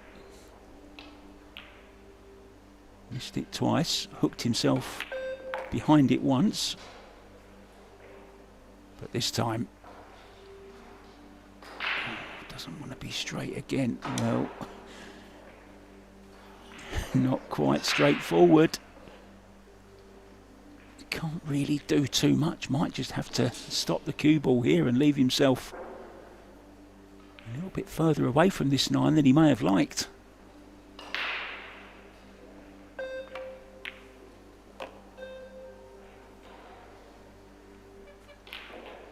Big pressure on this one then. This either wins him the match or we go to a deciding set. Which is it going to be? We're about to find out, guys.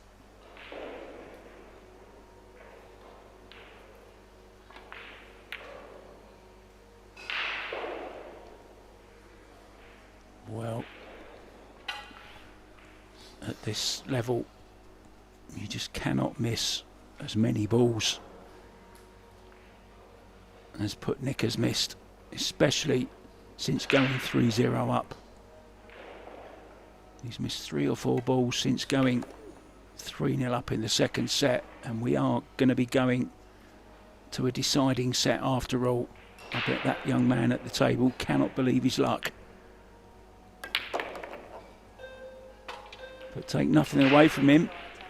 He stepped up when he had to, and as expected, it will be Putnik who goes out for a little time out, and I think he needs one. I need one as well. I'm Mark White. I'll be back with the deciding set, guys, very, very soon. Until then, enjoy the stats.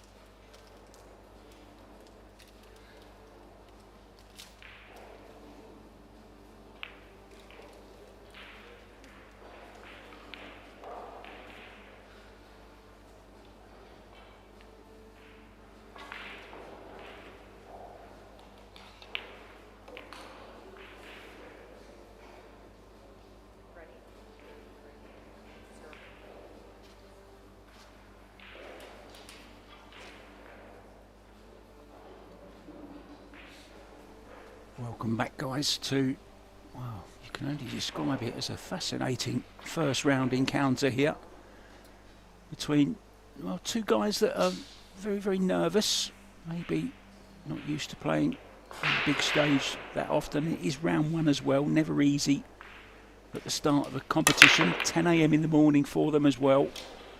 There's been 15 misses in total, 8 of them for Putnik, who has had 4 or 5 good chances to put this match away when he was 3-0 up. But he couldn't quite do it. Which means we're now in a deciding set, and well, there could be more drama to come, because if it does go to 3-3 in this set, guys, we will have a 10-ball shootout, and we've all seen them before. Very cruel for the players, but very, very exciting and entertaining for us, the viewer. Now, good start here. Obviously on this 3-ball can just draw back for the 4. We're using the traditional purple 4. Predator. Arcos balls. Oh dear. Maybe a little bit snatchy on that one. It'll be interesting to see how this young man copes with the pressure that's been put on him. He's put it on himself, to be honest. Can use the 8-ball here just to hold for the 4. Oh, drew past it. Nice angle now to just bounce off the back rail for the orange 5. Good chance to get a nice early lead and get the break back in this deciding set. Hardest thing to do in any sport is to put disappointments to the back of your head and just move on and treat it as if you haven't missed a ball. Easier said than done.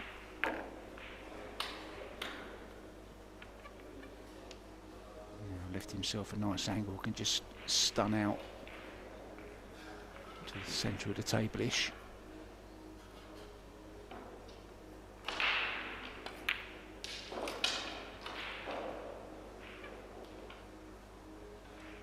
just cut this down the rail, natural position to the 9-ball. Stay above the side pocket, don't try and get past it, don't dice with danger.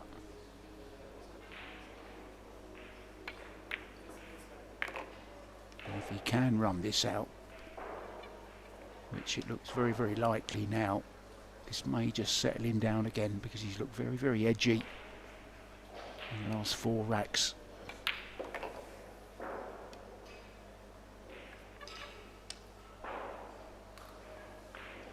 So he's done well here to clear up after the disappointments that have just gone.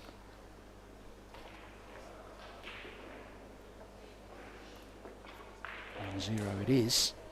Now our next match is due at 12 midday. But as you can see, we're going to be running a little bit late, guys, already. 12 minutes before 12 here. And I'm due to be over on table 1 with Tim de Reiter for the next match. But I don't think I'm going to make it. So sorry about that, Tim, but I'll see you soon. Conclusion of this match.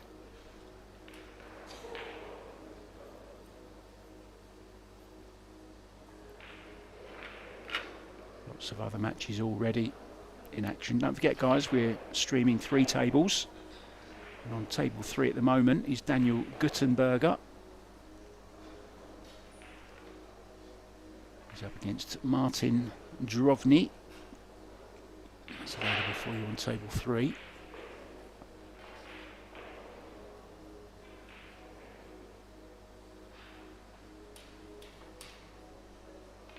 David Al-Kadi has just started against Emil Andre Gangfloat on table number 5.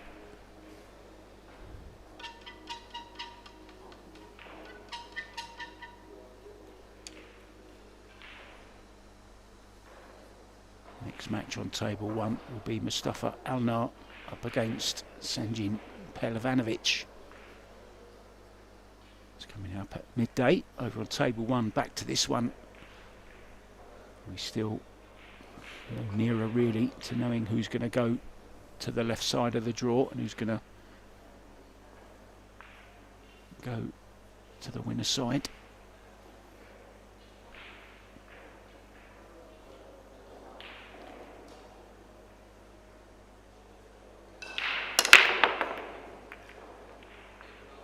He's certainly taking a lot of time on the break, and it doesn't want that 2 ball to go, and it hasn't.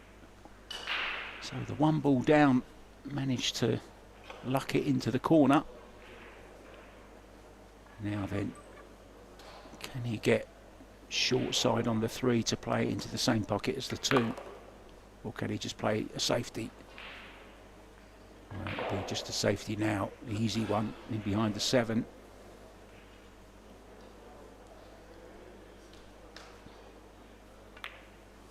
Yeah, keeping the pressure on, getting it near another ball as well, which makes it that more difficult. But there is either a 1 or 2 rail escape here off this back cushion, right hand cushion as you look now on the overhead. Also has a 1 rail past the 7. A little bit more difficult, that one. Just to make sure he hits a rail, remember, after this, if he catches it from the back side. He's okay. It's worked out well. It's not great, but it's not easy either for Putnik.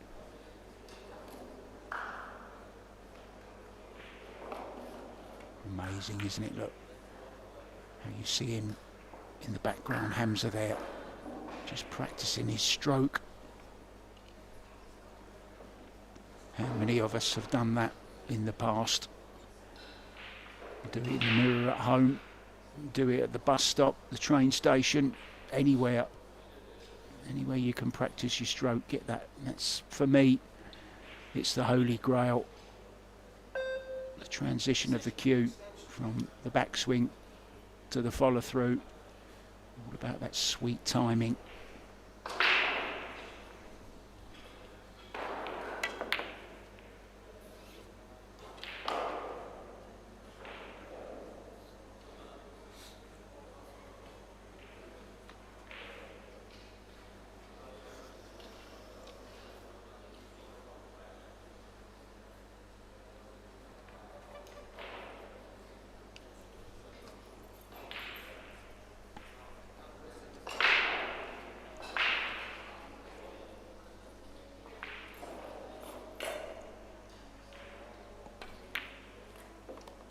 Once again, he gets the first chance at the table, the first good chance anyway. You can just draw this back and play for the 5.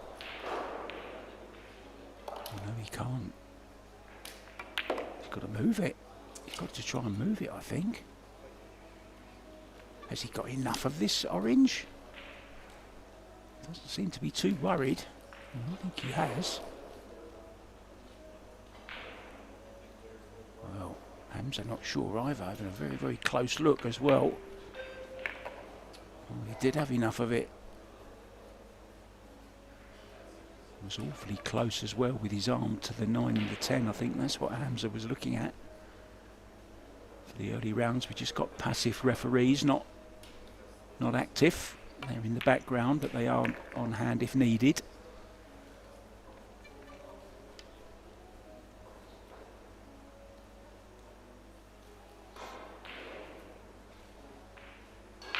Problem with the 9. Oh, even more so now. He's not going to be on this 8 ball. And if he has faltered, it's always been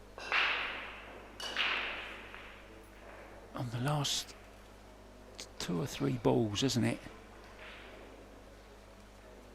Well, do you go aggressive here? He had chance at a bank on a 3 earlier, which kind of started his downfall. He refused it. His opponent cleared up.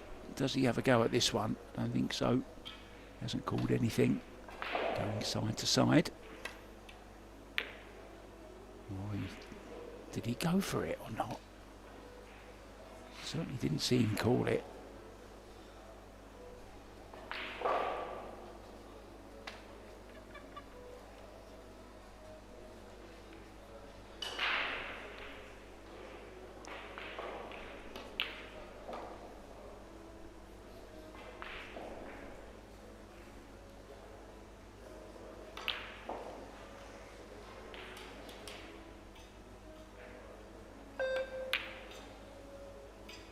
He's come right across that one. I think if he looks back at this match and counts the amount of opportunities he's actually had and how many balls he's missed, he'll be a little bit disappointed, especially if he does go on to lose this match. Oh, look at this for a shot. Wow, great shot.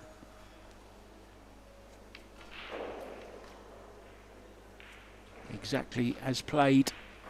He's okay, he's a little bit thin on this, but can just go back and forth with the cue ball for the 10 into the side. This is to even things up in this third and deciding set. Tell you what, I think he's got shootout written all over it. So yet another miss, this time on the 8 ball from Putnik. This is downfall once again. And we're all square in this third set, 1-1.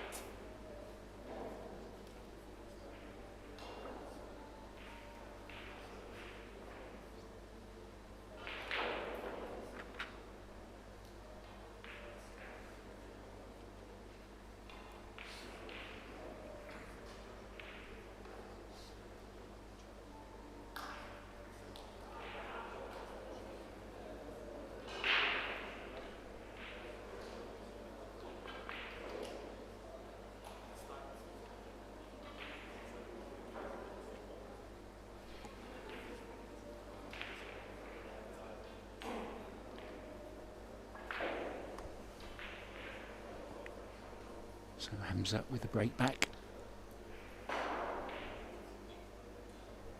Winner breaks within the set, remember. Sticking with the break from the side. Hasn't really had too much success. For Rayla was on its way there, the 5 ball, but got kicked. Now there is a shot here. 1-7 combo. 10 ball it is. So it's cool pocket. One should be heading up towards the corner. Maybe a little bit too hard, but he's okay, can still cut this in. Hold for position on the 2.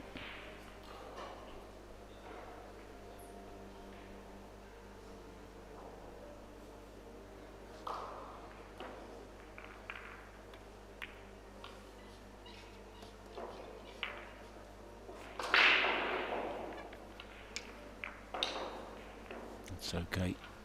And play it to the corner or the side. I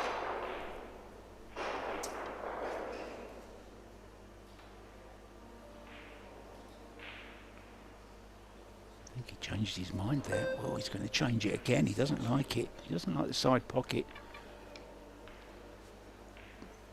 If he draws it, cue ball heading over towards the 8. He's going back to high ball, playing the 2 into the side. 2 rails around. Oh,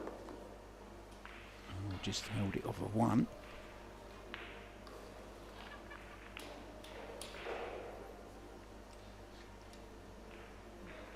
Again, just a little bit of a tester. It's not going quite right, is it?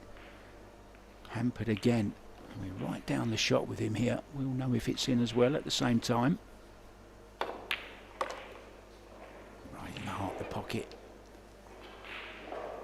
Now can he get a little bit of angle off of this 4 ball to head over the 5. May just go between the 6 and the 10. Nicely done.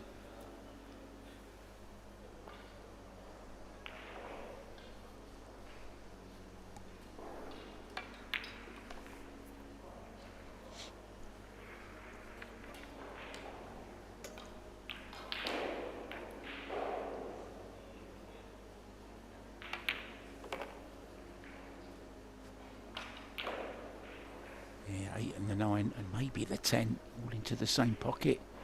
We've got a little bit of one pocket action going on here.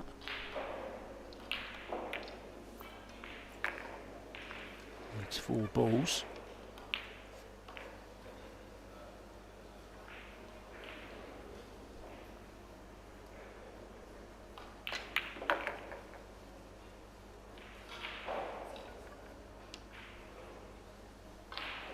Took these well, especially after all that's gone before.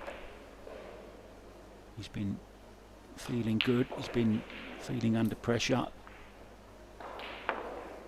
waiting for the balls to stop completely, as it would be a foul.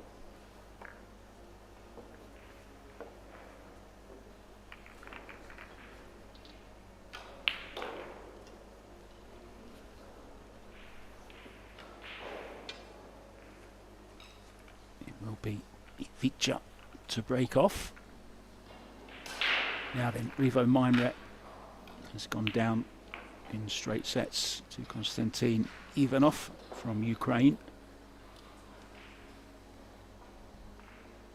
David Alcadi just started out against Emil Andre Gangvlo. It's 1-0 to the Spaniard in the opening set, and now 1 set all between Jan van Lierop and Arjan Matrizi from Albania. But it's the Dutchman 3-1 up on the hill for the match in their deciding set. Also into a deciding set, 1 set each, and 2-2 in the decider. Igor Arafev up against Lovro Breshun. Max Benko went through in the end in straight sets against Blake Bernard from New Zealand in straight sets 2-0. As did Christian Merva over Victor Fortunski. Carl Ganaderberg, another Estonian, 2-0 winner over Harold Stoker. Back to this one. Breaking to get on the hill, Ivica Putnik from Croatia.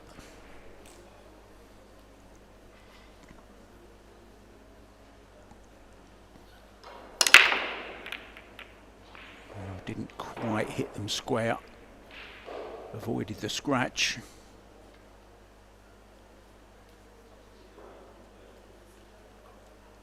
Come up dry. There's a nice safety. Get the cue ball in behind the 2 here, or the 5, whichever he prefers.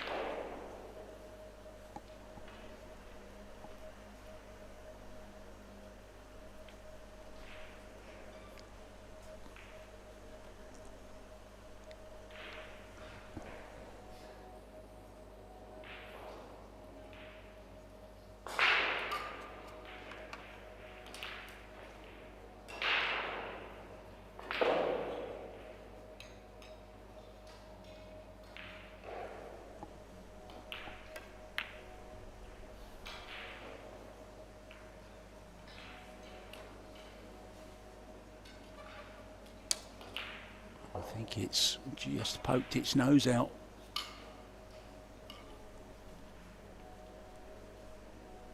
Don't think he's got the potting angle, but may have half of the 1 ball. Send it back up by the 5. Cue ball over behind the 9-10-7, or 9-10-3 I should say. Didn't have enough of it. He's caught it thin. He's had a bit of a result there. He's okay. Maybe I'm being a little bit unkind there. Perhaps that's exactly as he played it. I'm not sure. But he's sure he didn't want to go careering into the 9 ball.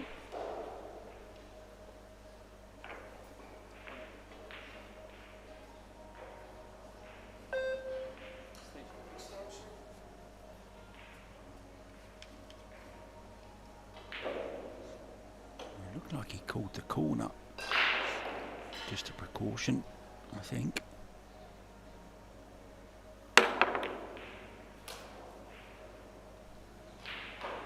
Well, that's a really nice jump. Very, very nice jump indeed. Well controlled. You're not always trying to make a ball when you get the jump stick out.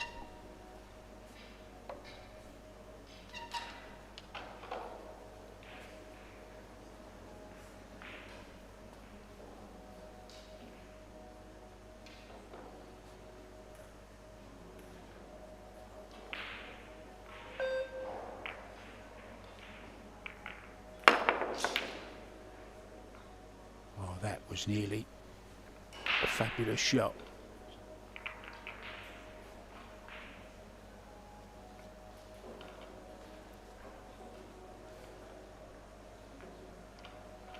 So both players playing good jump shots. Don't think he's had a very good result here though. Ivica, I think this one ball is makeable. Can play it with a little dab of left-hand spin as well. There you see him aiming. About 8 on the clock face.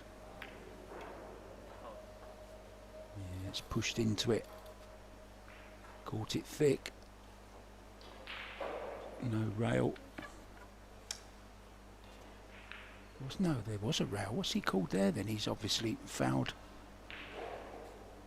a ball again.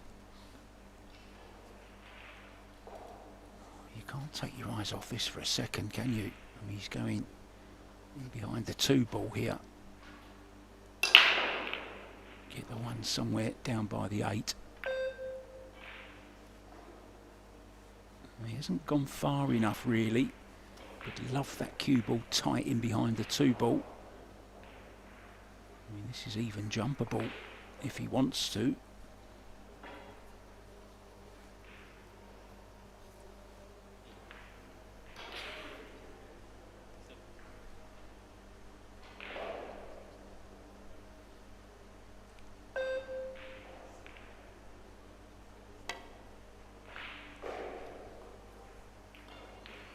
That's 2 fouls. And he's just reminded his opponent as well. The referee will warn him if he comes back to the table.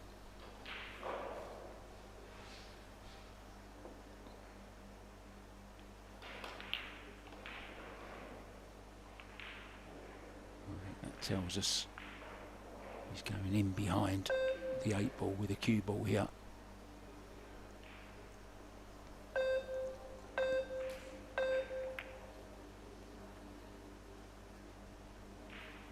Oh, he did this before and he hasn't called that. I hope he has called it as a precaution. No, he hasn't. Oh, he played a shot similar, didn't he, in the first set, remember?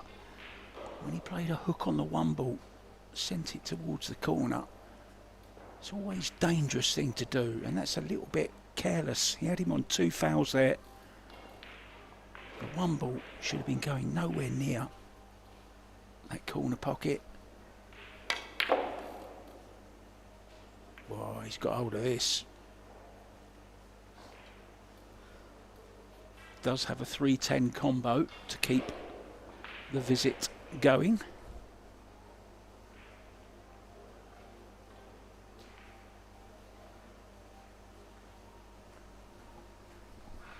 I don't think he can just push it past the 10 ball. He's going to have to call the 10. He's only got 7 seconds left.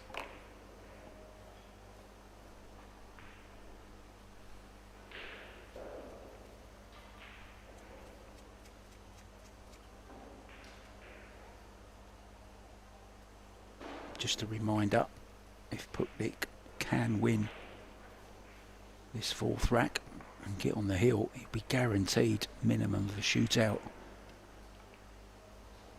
Neither player will want a shootout though.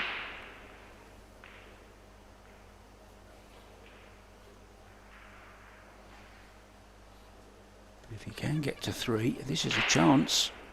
If he can get to 3, Of course, Hamza will want a shootout because it's the only way he'll be able to win.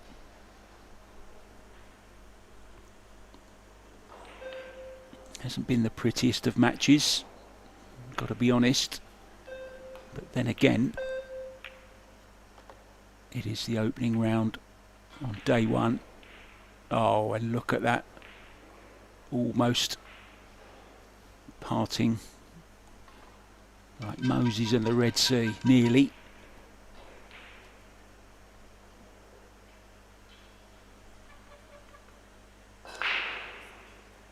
He's got a little piece of it, I think. Well, maybe not.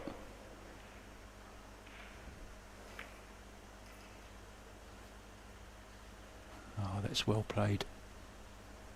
Very nicely done.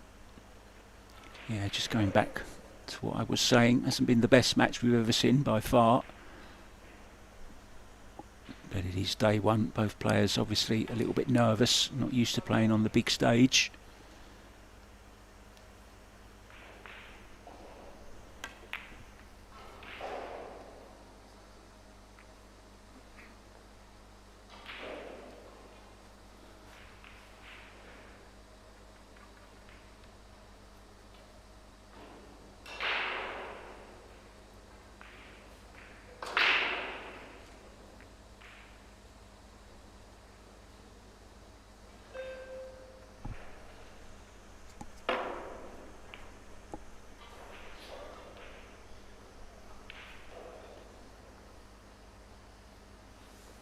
Don't forget, playing for a nice chunk of change as well. $37,500 to the winner, $17,500 to the runner-up, $8,750 for semi-finalists.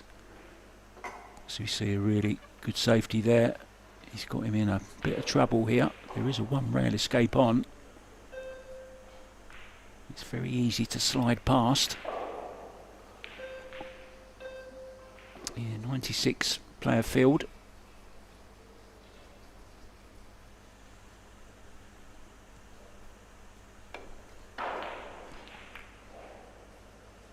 Just made the 4 contact.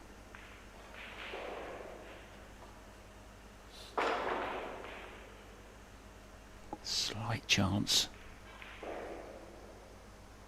The ball into the side.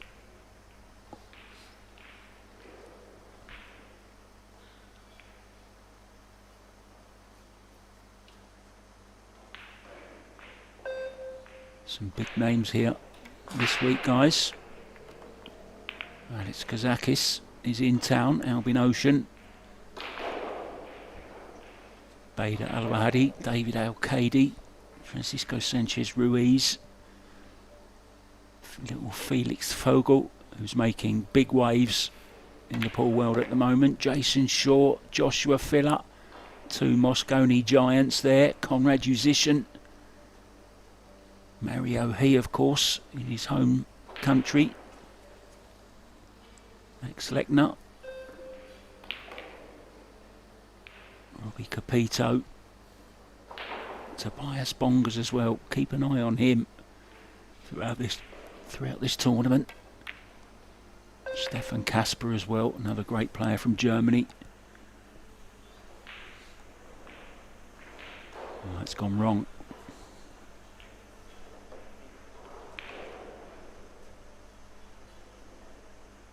Piers Labutis as well, who's been playing some really good stuff just lately.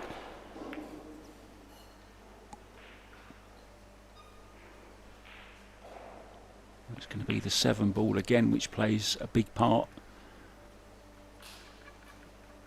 in this rack and the match overall, to be honest. If he makes this and gets nicely on the 8 ball, he's going to be on the hill.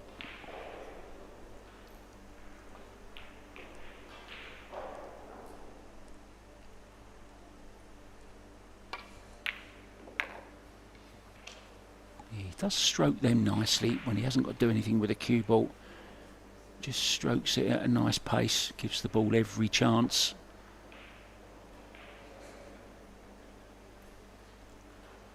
Now in and out of a corner with the cue ball here, low left.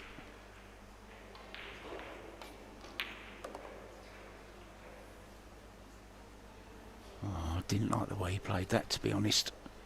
I don't know why. I don't know why he hasn't gone into the corner with a cue ball low left there and swing it round 2 angles, trying to hold it off of 1 rail. Always dangerous, as we see. It's yet another mistake from the Croatian, and what a chance. This is going to be level pegging once again. This is going to be a race up the hill to see who gets to the top first. And it will be Hamza breaking with 2-2 and a set each.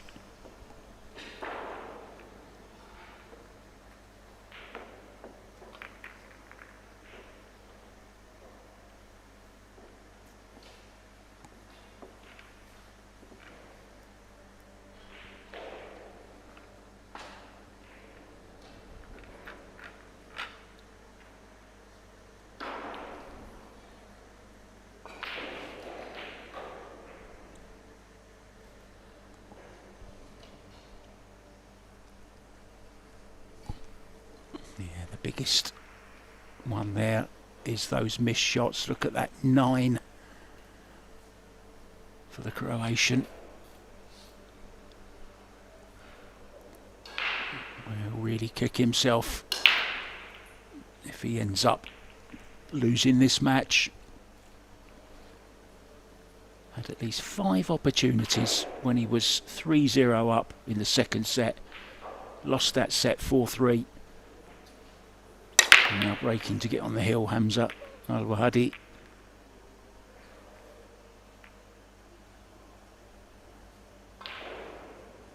If you have to say one thing about Hamza's game today, though, he hasn't found a break that's been working for him. Ivica Putnik has been breaking way better. He's going to have the first chance in this rack to play a telling safety, and he's got a full ball hook on Hamza here.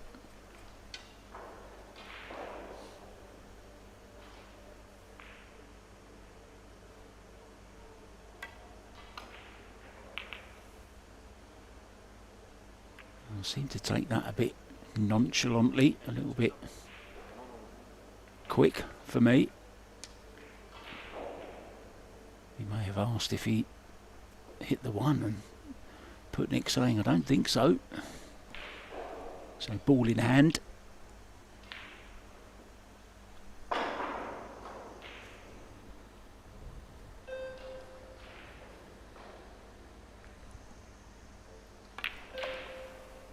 Reminder, tomorrow, oh, look at this.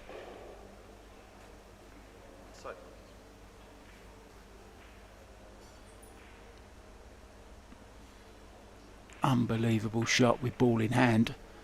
Hooks himself behind the 4 ball. Oh dear, it's all going wrong for the Croatian now.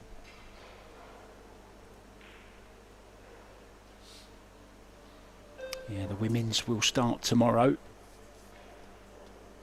And we still have the mixed doubles as well. Now, one of the doubles pairings that have won that in the past, Alex Kazakis and Kelly Fisher, will be in action, and I've just spotted Kelly Fisher's biggest fan, travels all over the world to watch Kelly play. She's incognito, but I know who she is, the Mufti. You can't hide from me, Carly.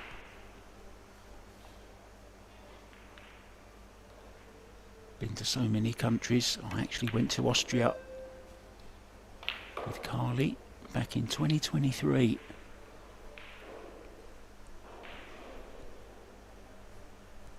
And the first time I met her was at the World Pool Championships in Milton Keynes back in 2021. She'd never been to a pool event, and now she's been, well, to probably as many countries as I have for pool. So good to see Carly enjoying her pool. I'm sure she'll be online to watch Kelly and of course Alex when they play together in the doubles. She's also a big Alison Fisher fan. Alison not here. Kind of doing other things at the moment, Alison. I know she has a big podcast going on at the moment. Grace the Table and Legends of the Queue, I think.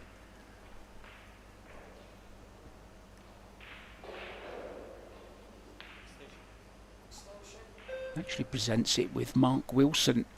You know, Mark Wilson, interestingly, is the stepfather of the announcer that we had in St. Louis.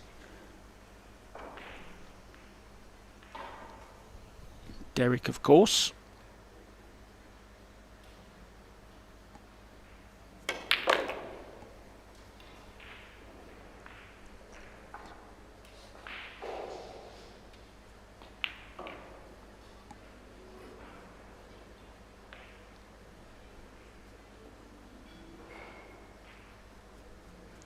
Actually, I should call him Sir. Derek Keith Cox. He is a mayor. Anyway, back to this 7-ball. Oh, you see the cue waving around. It's not the first time he's done that. Does seem to get very nervous and lots of movement. Even the bridge hand moving there for Hamza. Now, yet again, a mistake on the 7 and a chance again to get on the hill and to be guaranteed a shootout for Ivica Putnik. It's not easy. Cue ball going near the 9 and the 10. Digging down a bit. Trying to come past the side, is he?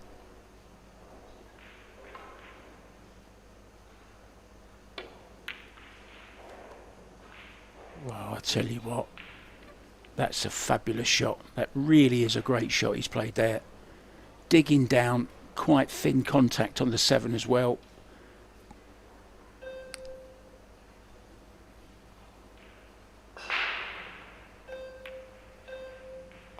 Under pressure, that was a fabulous shot on the 7. He's missed far easier ones in this match than that. So full marks for that one. And now this straightforward 10 to finally, once again, arrive at the hill. He was on the hill at 3-0 in set number 2. A lot's happened since then.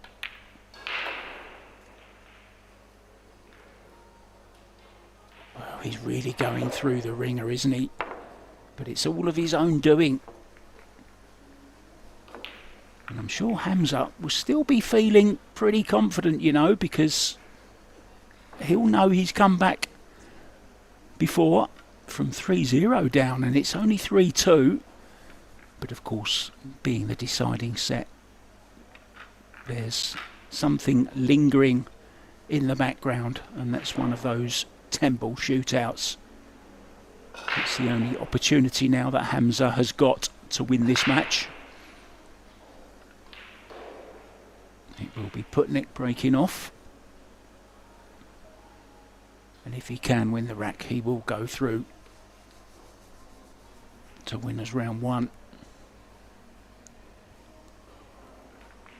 It will be the scenic route for the man from Oman in Saudi. There's a referee making sure those balls are nice and tight, and I've got to say, the racks have been very, very good so far today. We've seen balls made, we've seen good splits. Now will he stick with a centre-ish cue ball just to the left of centre as we look? He's been hitting these very, very square. And he's been, well, parking that cue ball right in the centre.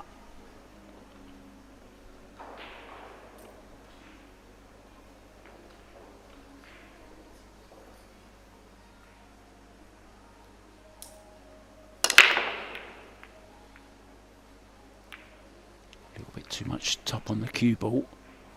Is he going to luck anything in? No. Well, 2, 3 together, but they're a combo, so there's no problem there. Well, it's all about this one ball. And this isn't very nice. Got to get this safe. Can he get in behind the 10?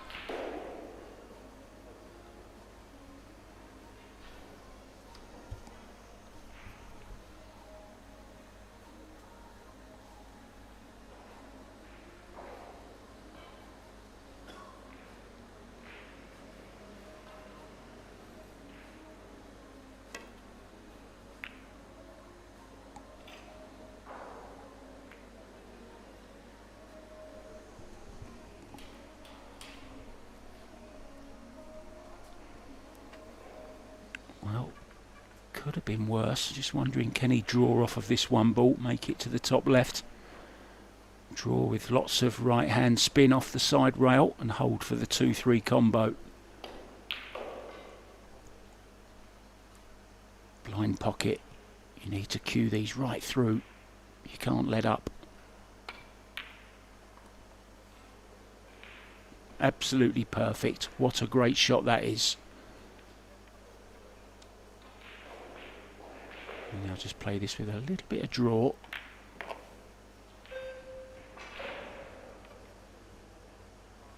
And now give yourself a look at the 4 ball. Just don't hook yourself. Come out to the centre of the table. Don't take any risks. Oh, has he come far enough? Well, I can't believe that. He's giving himself a talking to. He had so much area to play into there. He may still be okay, but he's not a nice angle on this. Oh, and this has just got a whole lot worse. He's having to bend it. Well, another chance goes begging. Now, can he lay in behind the 8 ball? Or does he play the 4-8 combo? It's not easy. Especially when you lose this one, it's all over. Added pressure.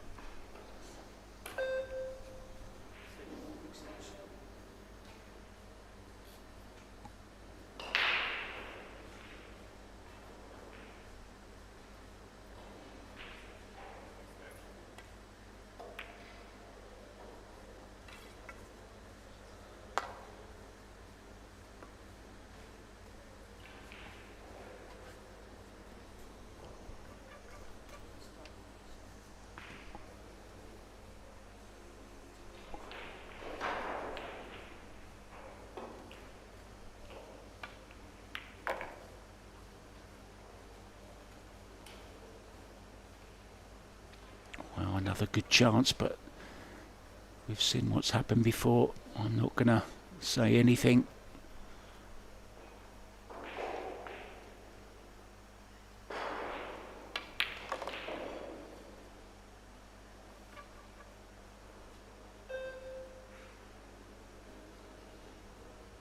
Everything at his mercy.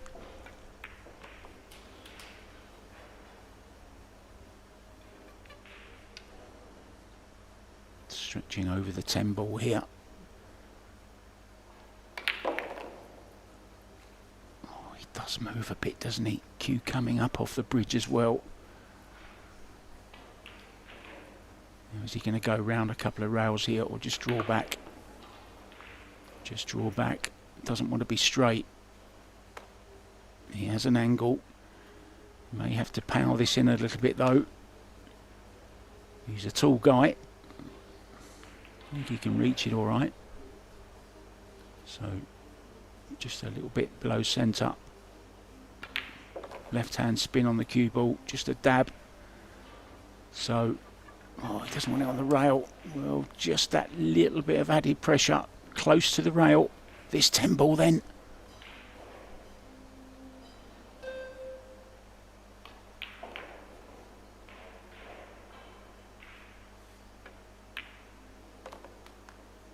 Oh, in it goes. That was a bit of a war of attrition, that one. It was a tough one for both guys. They will both need to play a whole lot better if they are to go further in this tournament. Hamza Al-Wadi just going to have a little bit of a practice at a shot he missed. Thank you so much for watching, guys. I'm going to hop on over on table 1 where there's a match going on. I don't even know who it is yet. Thanks for joining me. I'm Mark White. I'll see you on the next one. Bye for now.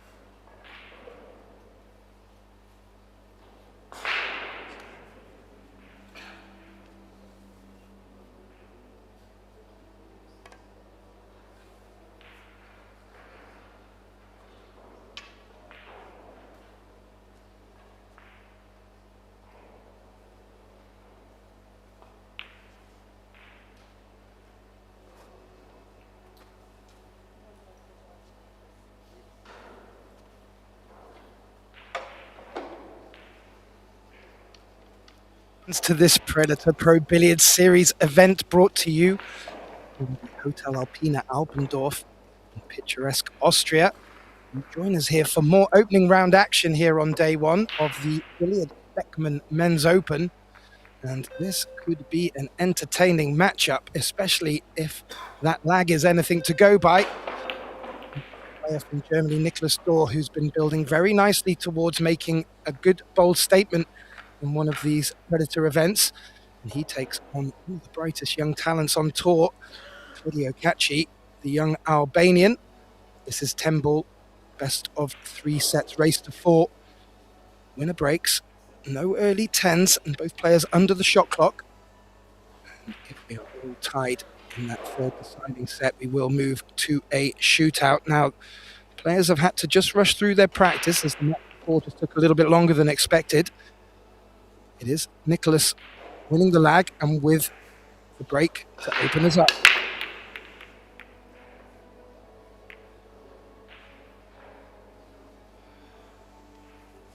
Good power. Didn't necessarily get the best connection. That's resulted in a dry break. Claudio with no look at the one ball though, so likely he'll look to play a push shot here.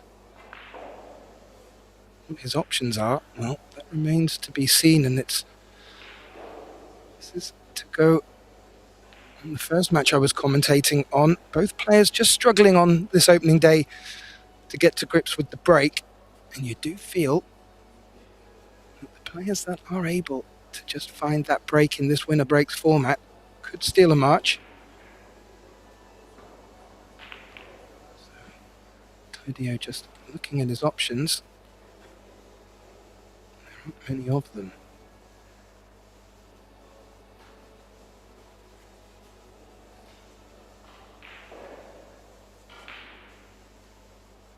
Neither of these players to be underestimated. They both have their own style. But they both play it to great effect. Claudio playing a very delicate push shot there. I'm not sure if he's left the gap between the 8-9. I think he was pushing into a jump shot. Nicholas may not want to give this back. He's having a good look. If anything, he's going to have to jump over the edge of the 9. Problem is, taking this one on, getting shape on the 2 is not guaranteed. He'll just be looking to glance off the 1 here if he can see an edge of it and keep the cue ball high up the table and get some distance, but as you can see from Paul's body language, it's tight.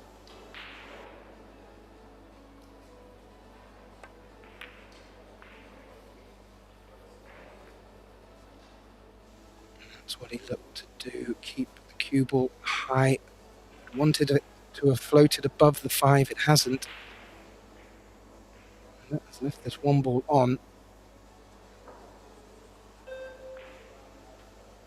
Claudio just having a look at that 3-2 cluster.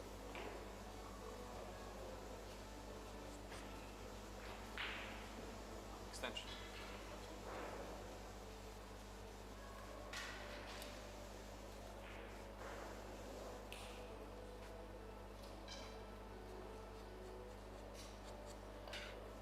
It doesn't feel he can develop.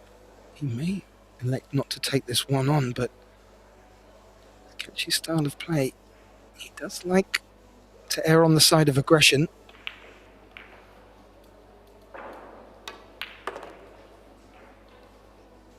When he went aggressive, needed to avoid that side pocket, hasn't. May have even left himself hooked on this blue 2.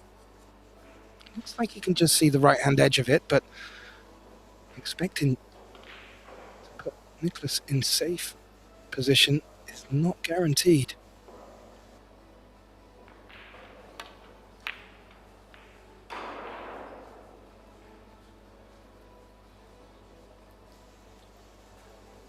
Played that really well. Knocked the cue ball up against the 7. That will make this shot very difficult for the young German.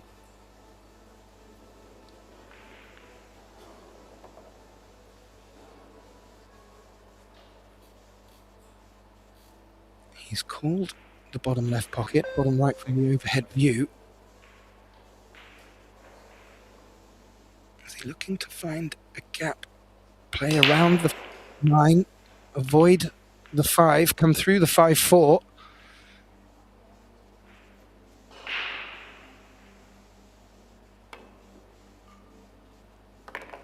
He was able to find the gap, but wasn't able to find contact on the 2.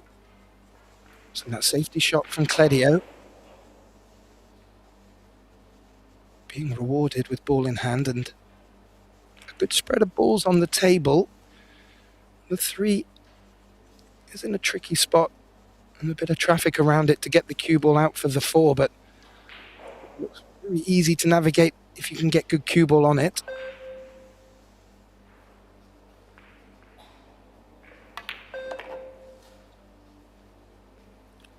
He's caught that with a little bit of venom. And it's just come on a bit further than he'd hoped. He's brought the 7 into play and he's back to the chair. That would suggest he's just picked up the jump stick. He's going to have to go airborne over the edge of the 7. Definitely a good chance of leaving shape on the 4 if he's to make it. And these young players really do add jumping to their arsenal of tricks quite nicely.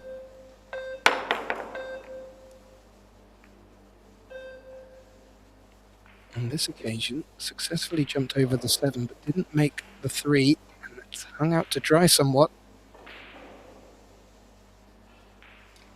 And Nicholas, a very patient player, but doesn't need to be given too many chances.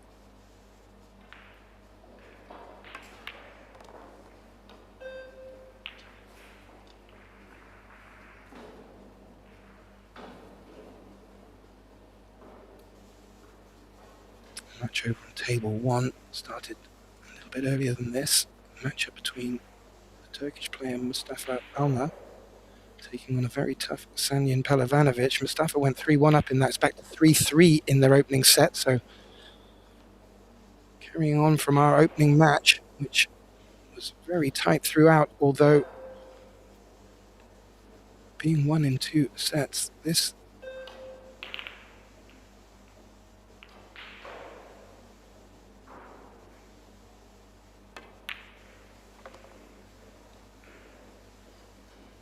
be the order of day 1, especially if the players aren't getting their breaks working.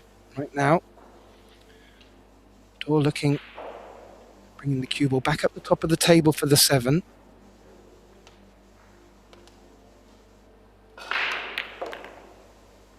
Ooh, does not want to be running into that 9 ball.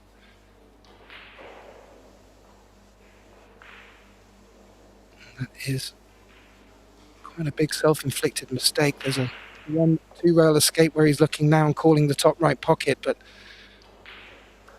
high level of difficulty.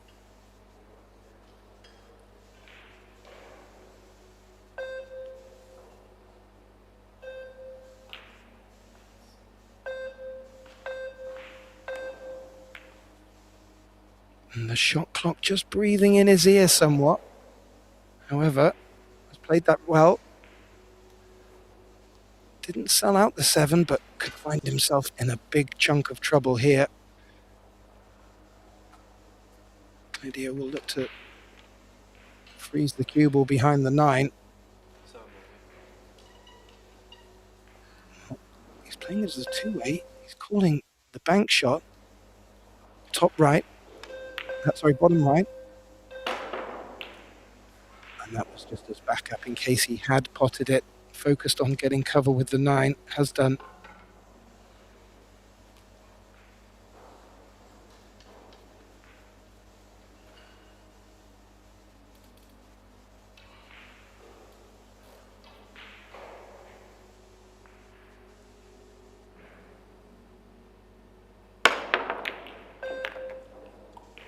What a fantastic jump shot. Didn't have much distance between the 9, was able to get over it, played that pot well, and position on the 8. What a great shot in this opening rack to put himself in prime position to get off the mark first.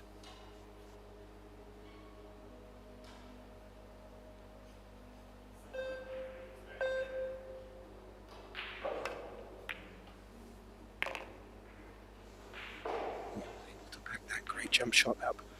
Good position shot on the 9. The cue ball down, bottom half of the table.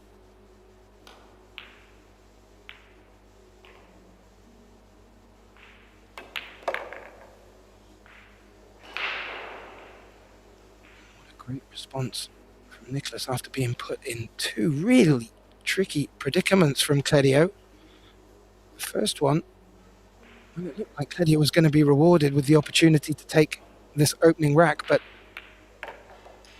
second attempt, Nicholas with a fantastic highlight reel jump shot.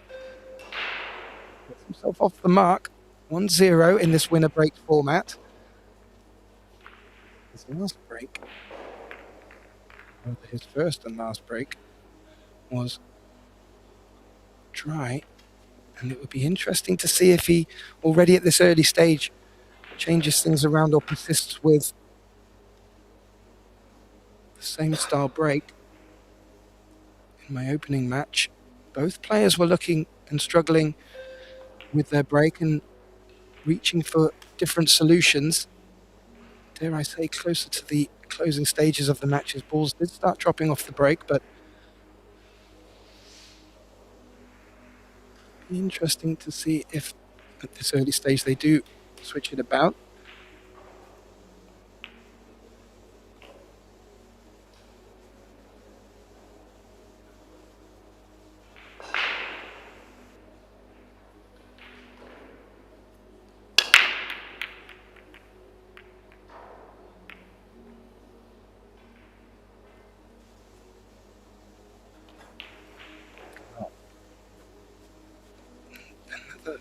Good bit of clobber in the break, but just not getting the result with balls dropping.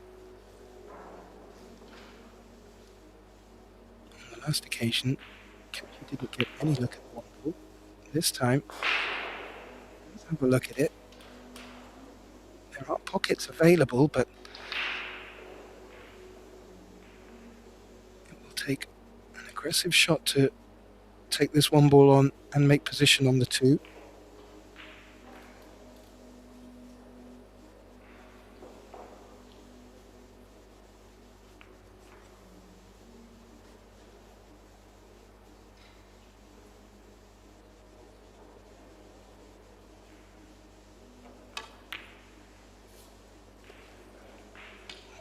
That on, avoid the center pocket. Good opening shot here. Now just having a look around the table. The 4 does look hampered to the top right by the 5.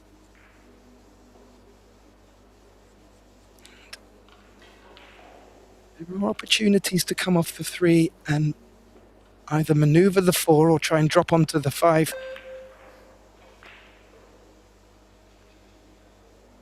As you can see where that 9 ball is, that 4 ball doesn't even come down to the bottom right pocket, so balls must move here, really.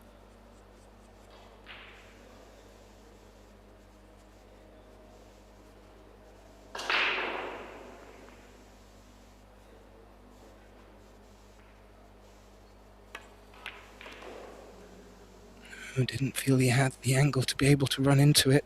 Probably just too much of an angle.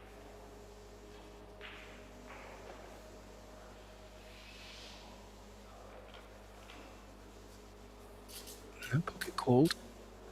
Safety the order of the day, just maybe dropping the 4 ball onto the 5 and bringing the cue ball across table, just like that. Wants the cue ball to slow a little. I think he's left the window now. Good opportunity for Dor to just swing momentum here and put Kachi in trouble.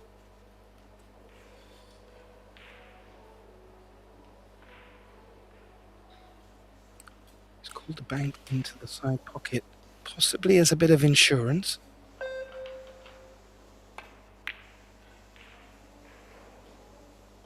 Which indeed it was. And the reason I say that's for insurance, because if he were to have potted that 4 and hadn't called the pocket, he would allow his opponent the opportunity to come back to the table. Kachi with a high level of difficulty jump shot over the 6. Froze the cue ball solid on contact. And that 4 ball has gone up to the top of the table. Very thin cut into that top right pocket.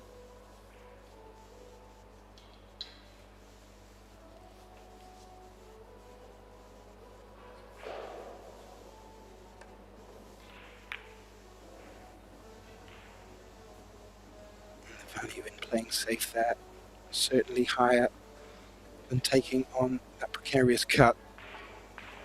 He's played that really well. Young German continuing to put Catchy in trouble here.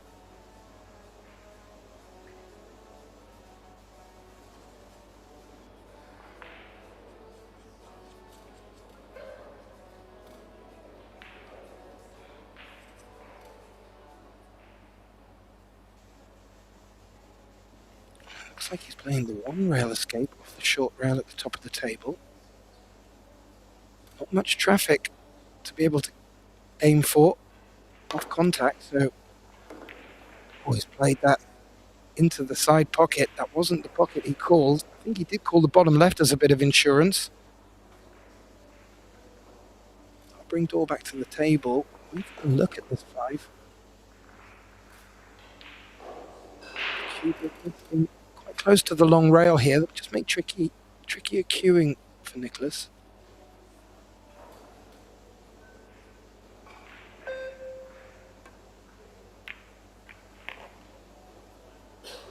He's played that very well.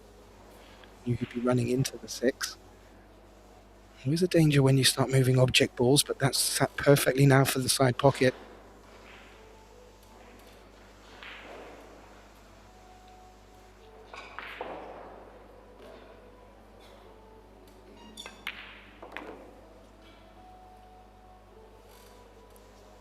And so far, in the opening 2 racks, it's been a battle of the safeties. Did look like Cledio was going to get the better of it in the opening rack, but his Door played an absolutely tremendous jump shot to get himself back into position out of trouble and take the opening rack. On this occasion, it looks like his safety players rewarded him again. Not necessarily with ball in hand, but he's back to the table with these 3 to take a 2-0 lead. And in these races to 4, best of 3 sets, you can really start to run away with it.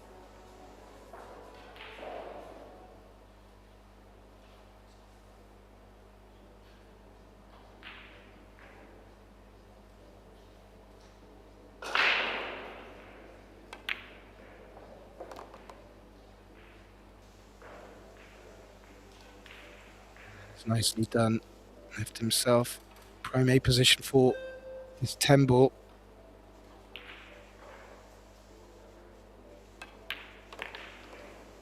Puts him on 2 in this opening set. Catchy yet to respond. And over on our other TV table 1, it looks like even though Sanjin Pelavanovic came back from 3-1 down in that opening set to 3-3, Mustafa Alnar stuck in and was able to close out that opening set. Finds himself at 1-0. I'll bring you more highlights as they're coming up. One that immediately jumps out at me is Arcada. He's leading 1-0 in sets to Emil Andre Gangflot, and he's on the hill in the second. So one of the top names already performing well in these opening round.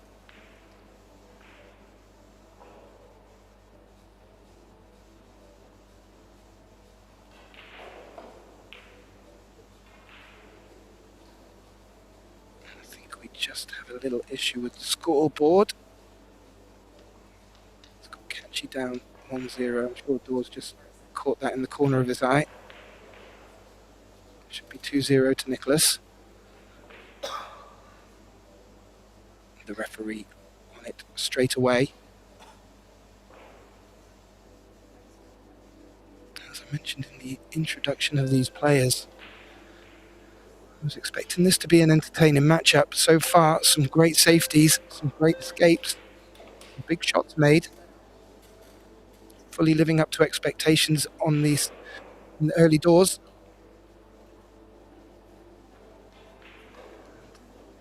Not too sure about Cledio, but I think he's been given the nickname Alpha Eagle. Not too sure if that's just a family name, or if it's one that is more in general use. But I like it. Alpha Eagle. It just looks we're going to have a pause in play. Just noticed the referee walking around the back of the arena there, so perhaps it's due to the scoreboard.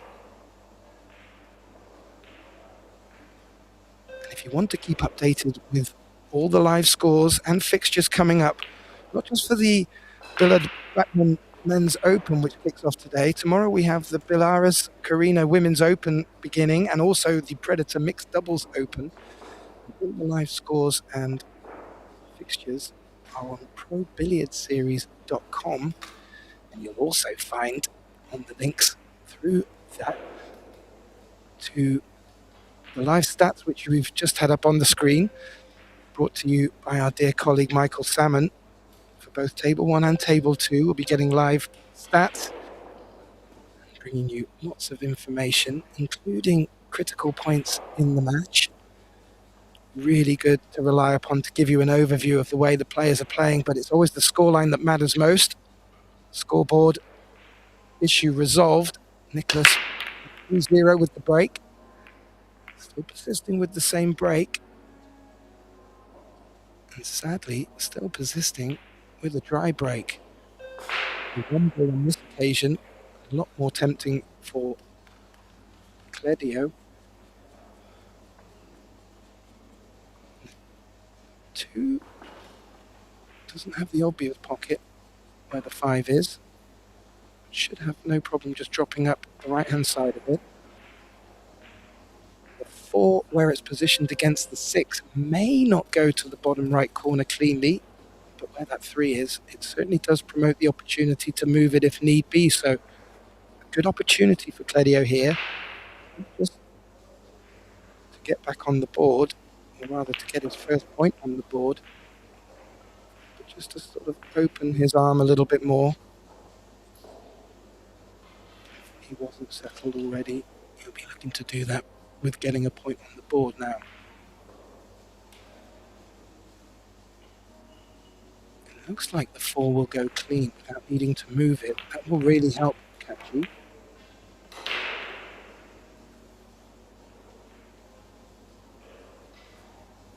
Ooh. Well, if he was playing for it clean, he may have stayed too high on this 3. Might be forced to go into it. Maybe he needed to in the first place, but he's got the angle to do it.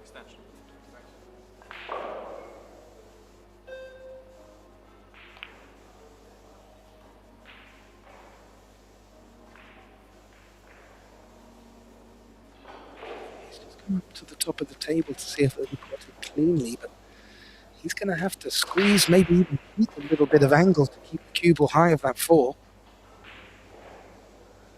If he's running into the 4, there's no guarantees he'll be left on it, so important part in this third rack.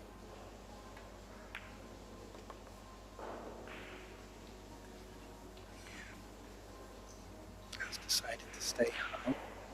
As you can see from the overhead, is clean. Maybe a little bit more of an angle than he wanted, but it is an angle that brings the cue ball across the table for the 5. Will not find a longer 5.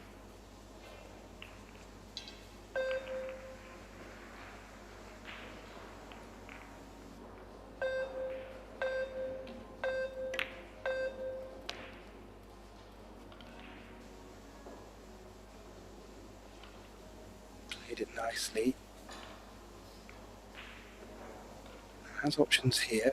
He can be quite flamboyant at times. May elect to bring the cue ball right around the table and come back underneath the 6.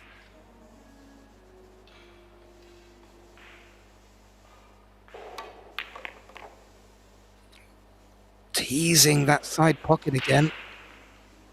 Does not want to run behind the 7. Hasn't hit it full enough. Little shake of his head. I think he just got a little bit of a different reaction to what he was expecting there. It's worked out okay, though.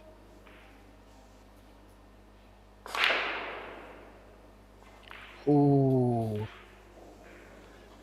And that ladies and gentlemen, is taking liberties. Tight pockets on these Predator Arc tables, they are not to be taken lightly. When you start to force them in with that much pace, anything other than accurate can come back out. And I think that 6 is still available to that side pocket. If so, what a gift for the young German here.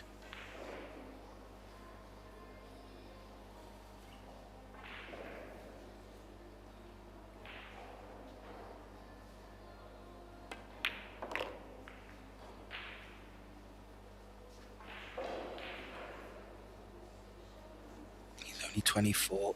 Feels like he's been on the circuit for many, many, many years. Always looks a settled player. Doesn't really look like much will fluster Nicholas.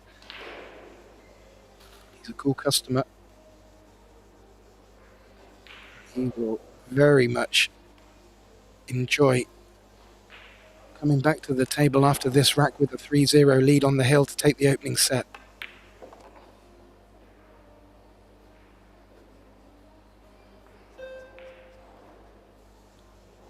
Big deep breath. Has a nice angle. Just draw into the long rail with a little bit aside. Bring the cue ball down.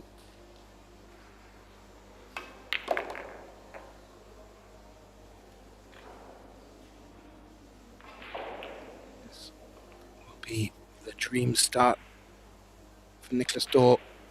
This 10 ball to get on the hill. Quick fashion in this opening set.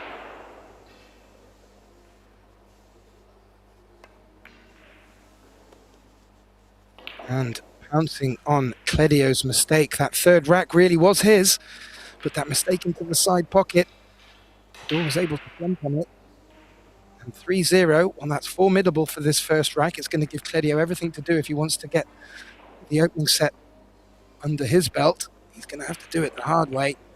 However, as we mentioned before in previous PBS events,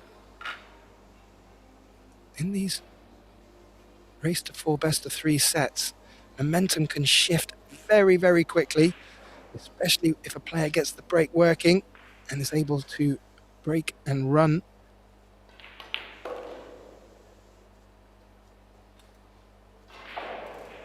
So I'm sure Catchy will never count himself out.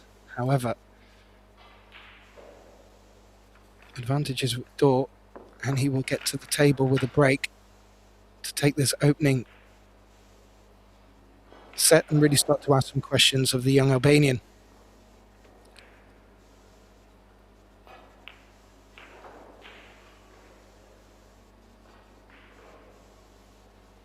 We'll keep an eye on the scores on our other tables and bring you updates as they come in. I'm not going to leave you yet though. Check that out.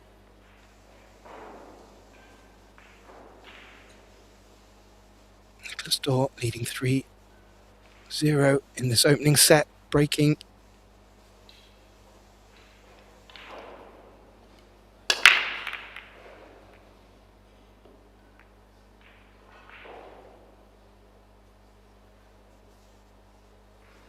Again, no success from the break. A little bit softer, if anything. A bit more purposeful rather than generating power. This cut on the 1 though is certainly on.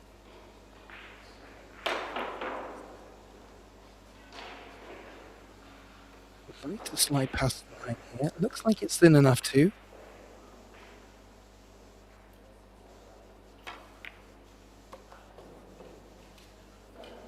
Which indeed it is. And that 5 ball can find shape into that side pocket. This pattern is certainly on from this camera angle. It doesn't look friendly.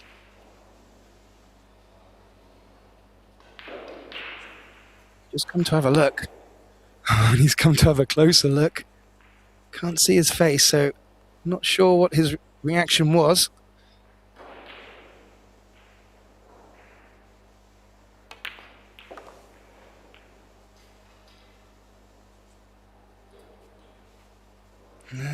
don't think it passes the 7 either. Or maybe it does. But to get position for that, you'll need to be pin perfect.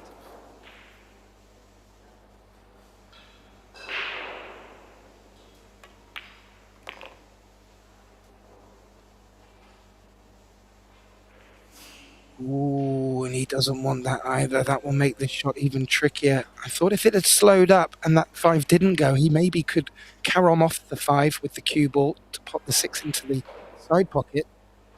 That shot may even still be on here if the 5 doesn't pass. But the cueing difficulty that Cledio has left himself, well, that's going to make anything he takes on that bit trickier.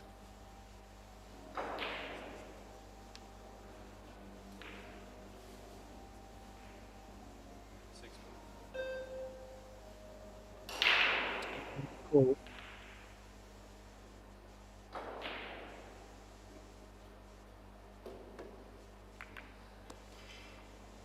Played the Karom option, played it very well considering the queuing he had. He's played it delicately enough not to bring the 9 into play. This is on.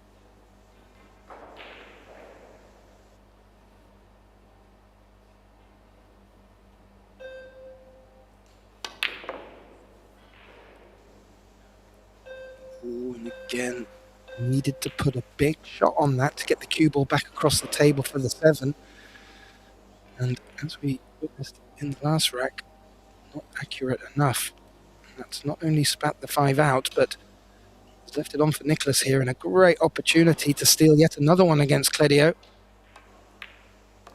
The difference being this one is to take the opening set.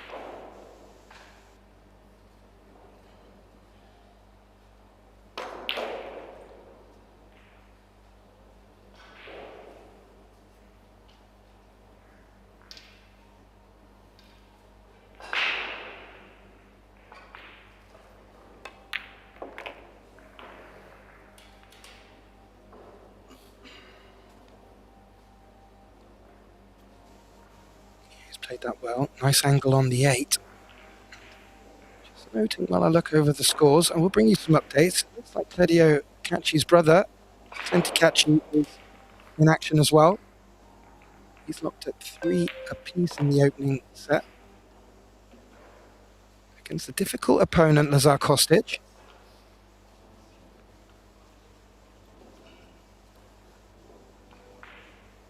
I'll bring you more updates as and when. These 2 remaining balls for Nicholas to get the start that he could have dreamt of when he woke up this morning.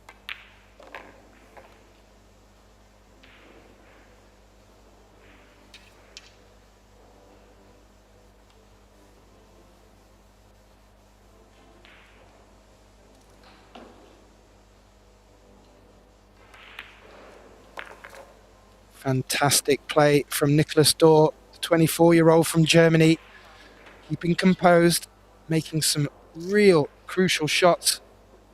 As we just bring up the statistics here from our stat man.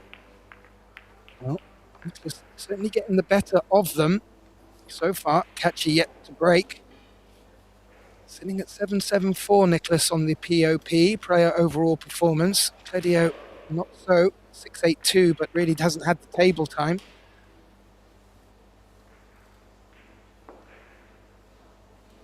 Very interesting to see, and it will be more interesting to see how his break, when he gets the opportunity to, starts working.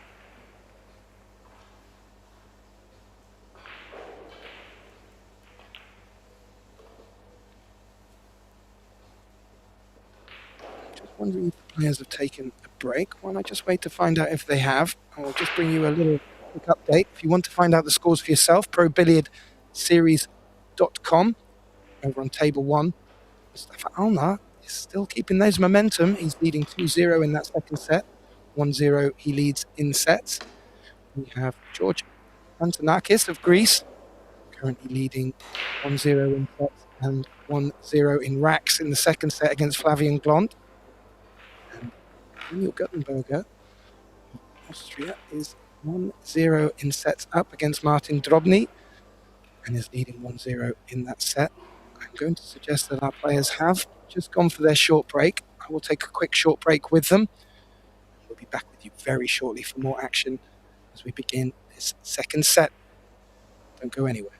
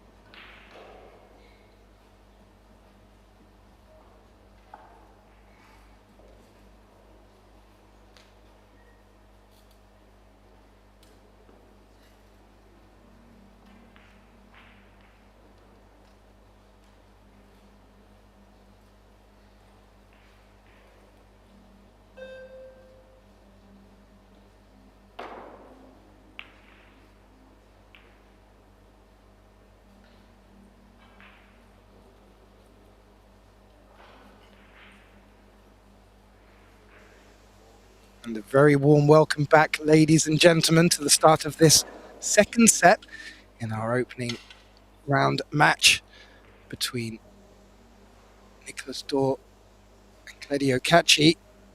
Nicholas Dorr winning the lag. And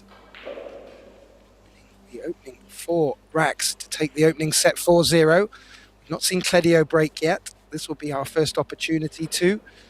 Flying solo in the box for this one. My name's Gethin Davis. Let's get the second set kicked off. And that looked like a ball was made. And shape on the 1. Threatened to drop in the bottom left pocket. It sat there in the jaws. So good opening look for Claudio here off of his break.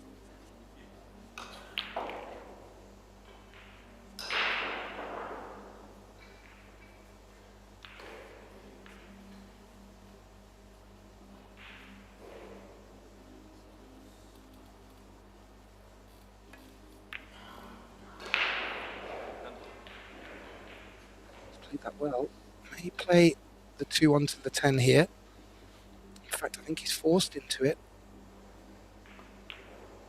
What a contrast to the start of this second set.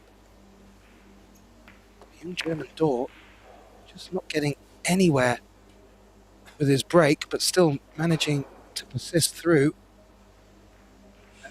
Has Claudio locked himself up on this 3? It would be very unfortunate if he has done.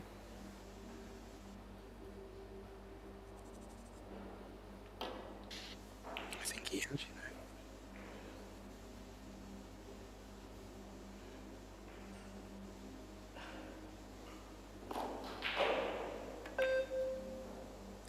May not have been expecting to pop the 2 through the 10 on the combination.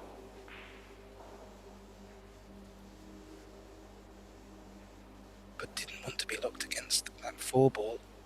Now it looks like he's played a good safety here from the overhead. There is the 1 rail escape. Sliding past the 10, perhaps with a little bit of side on that cue ball, but maybe an opportunity to play the jump. We saw in that opening set a fantastic jump shot from Nicholas. One of great contributing shots to him taking the opening set. Let's see how he feels here.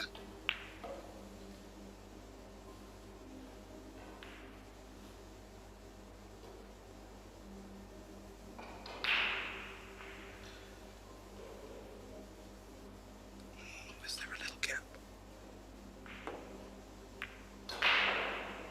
There was. He was able to see an edge. With a bit of passage of the cue ball.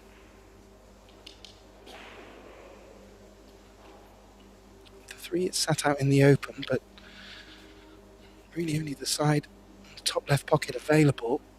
Wouldn't put it past Claudio to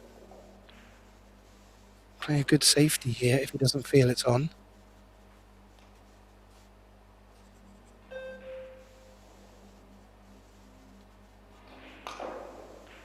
As we saw in the opening set, he really doesn't want to be making any big mistakes because Dorr is looking to pounce on them.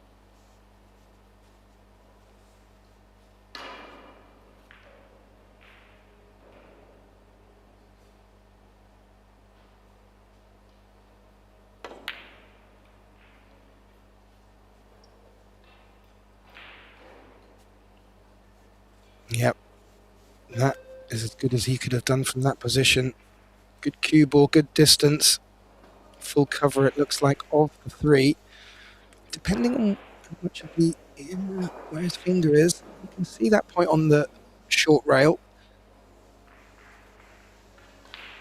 He will look to make contact on this 3. I didn't hear a call for any insurance.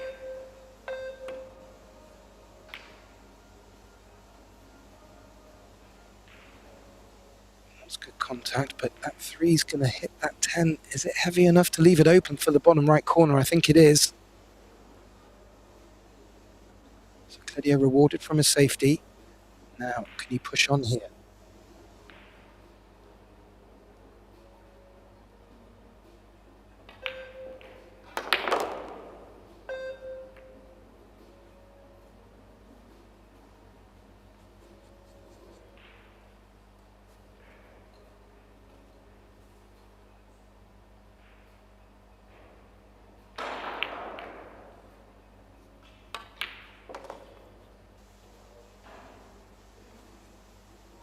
Good solid pot.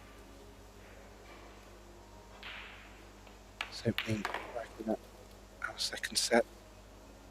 A must-win second set for Claudio. It's opening very nicely for the Albanian here.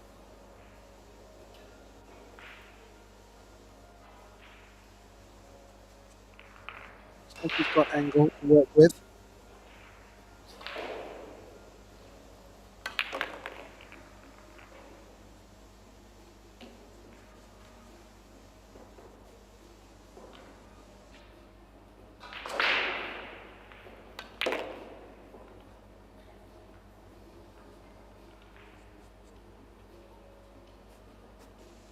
Nicely done indeed. Doesn't need to do much with the cue ball here. Could freeze it to play the 10 into the right side pocket. And this, well, maybe a little bit of sigh of relief from Claudio, because up until this point, he's not had a point on the board. And he's got us off in this second set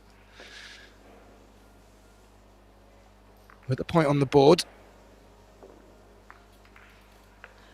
And we'll return to the table for a break, and by all accounts, has had the most promising break of the match so far in his last effort. So maybe momentum just starting to swing for Claudio. Claudio was also in action. Looks like he's just taken the opening set against Lazar Kostic. Lazar has responded, taking the opening rack in the second.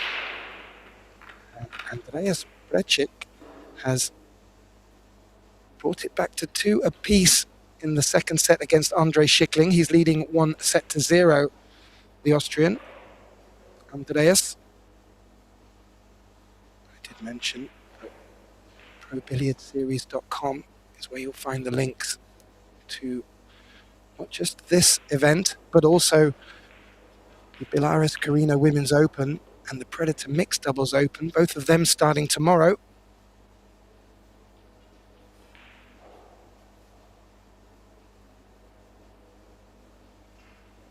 And from there, and also the Pro Billiard TV website, you'll get links to the live stats as well, something which I've been enjoying for the last few tournaments. Dear colleague Michael Salmon bringing you stats on both Table 1 and Table 2.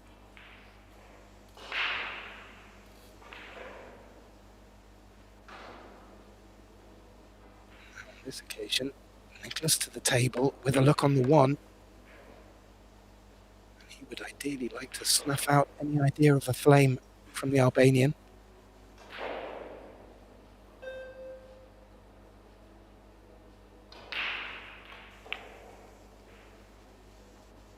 And 64 players in the, 96 players in the field, battling it out for a first prize of €37,500.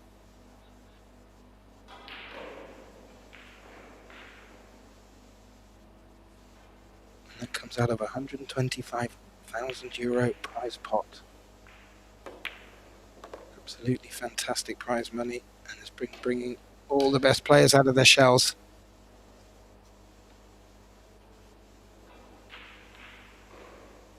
Looking out across the table, there are no immediate problems for Nicholas here.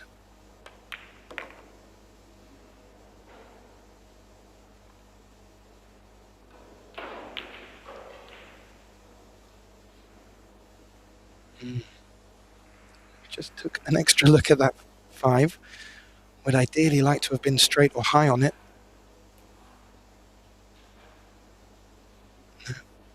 Needs to do a bit more work with the cue ball.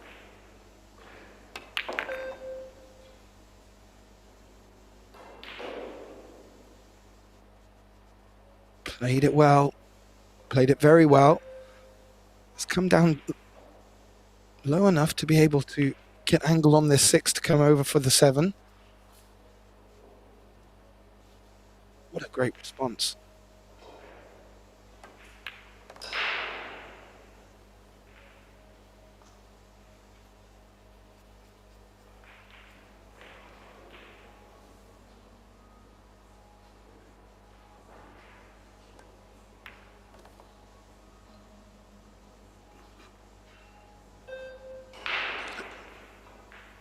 Cledio's opening break in the second set that there was still a lot of room left in this match for him to get his teeth into. Dor can keep picking off his mistakes and keep putting points on the board. It's going to ask some serious questions from the Albanian. So this 9, shape onto the 10, shouldn't be too tricky.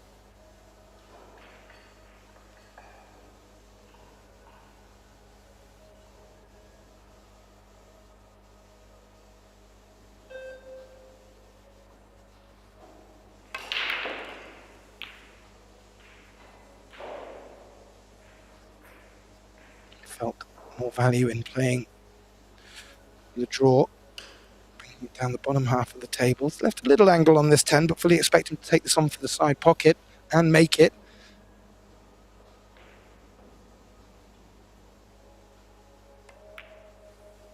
And from the perspective of the match, that is a very useful point to get on the board and really just stop Cledio from building confidence and momentum in the second set. A must-win second set for Cledio.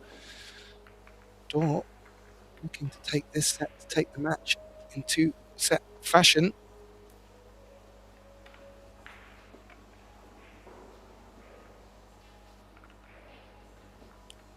Coming up after these round of matches, we will have brought our opening round to a close and we'll move into the winners' first round. Rather, winners round 1. That will kick off at 3:30 local time, about 2 hours from now.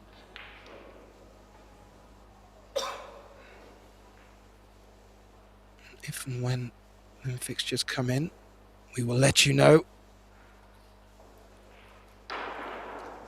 Tomorrow, we will kick off our Predator Mixed Doubles Open. Very much looking forward to 32 top teams battling it out there. There's €100,000 total prize pot for that. And we'll also be kicking off the Belarus Carrinho Women's Open.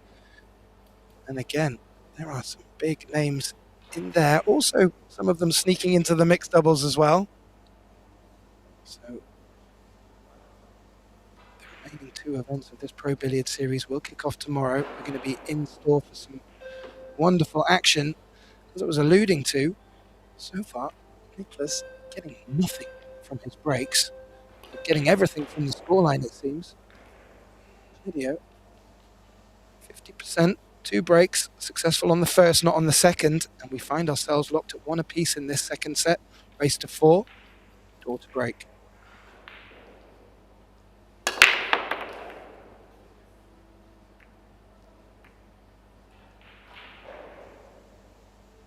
Again, with so much pace, more purpose than pace, and again, a dry break that brings Cledio back to the table, and something needs to change for Dor in the break-in department, because if he cannot get that working, it's going to put himself in a tough position for this tournament.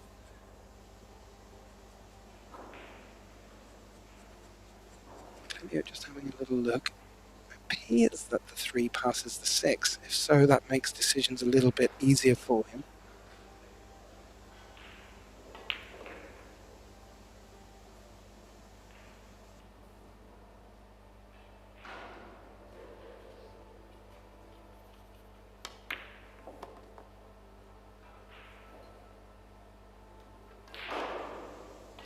Himself an angle on this 2. If the 3 does pass the 6, he'll look to swing it round short rail, long rail, back out maybe to a similar position where he finds the cue ball now. Oh, that camera never lies. I'm going to tell you, that looks tight.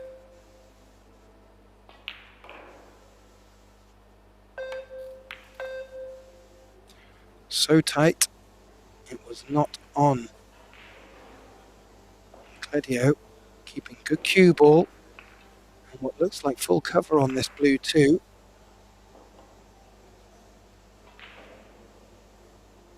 What is there? I don't know if that indicated he could see the top of it. No, he can't. He's going to jump over the edge of the green 6. That was what he wanted to do. Get the 2-ball travelling up the table, but oh, the cue ball scratched. Let's see where that 2 is finished. How tricky is that 2? Is the Carom on? Because if not, Cledio may be forced into a very long 2 up into the top left corner pocket.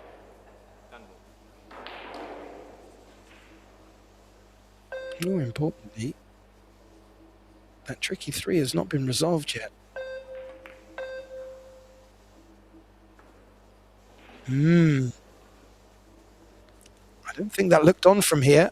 Clearly, the player eye's view is much better than the one we're sometimes getting here, and it didn't drop.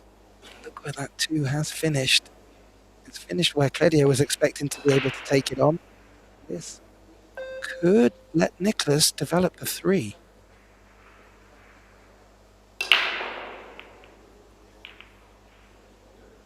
Just looking at his body language.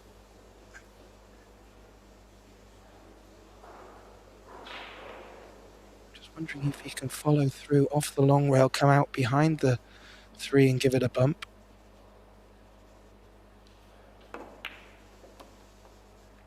No. He's elected to play into the 5.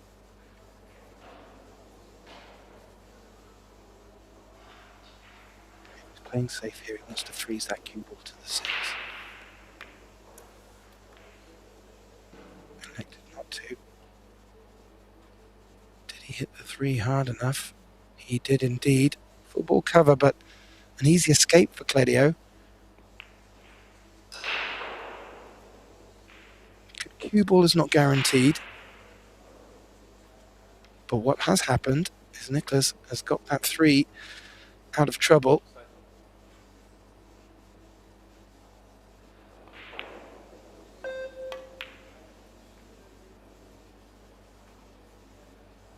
Great attempt by Cledio. Needs the 3 just to push on a bit. It hasn't. Good opportunity for Nicholas to slide off the edge of this and use the 4-9 as cover. But that wasn't far away from Kachi. The kick and stick.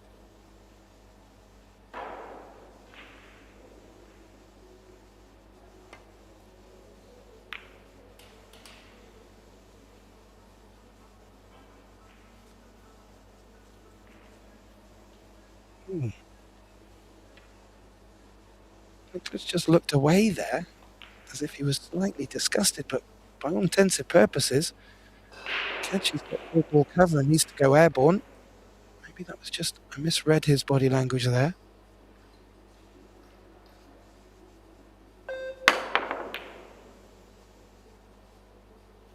Was looking to play the 3 onto the 10, didn't.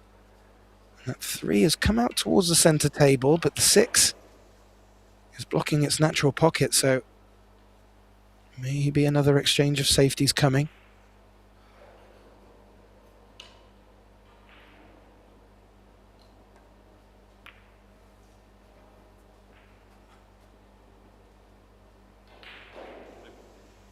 Not a bad safety in the sense that he's got full ball cover. This is a makeable 3, and with a little bit of power on the cue ball, every chance he'll make this and get shape on the 4.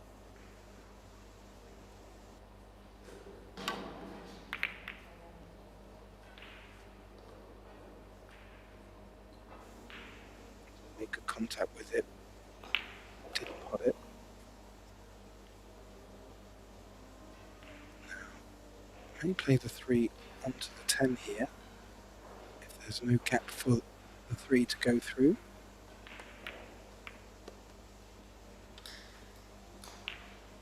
Played nicely. Where the 4 is, doesn't really need to do too much with the cue ball. Just needs to be a bit careful of the angle he leaves himself on it. Doesn't want to be drawing the cue ball towards trouble off of the 4.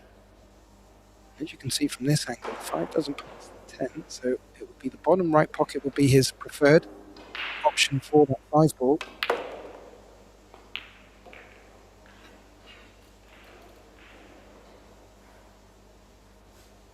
played that well. Stayed high on the 4. Will not be running towards the 9 of the 8-6.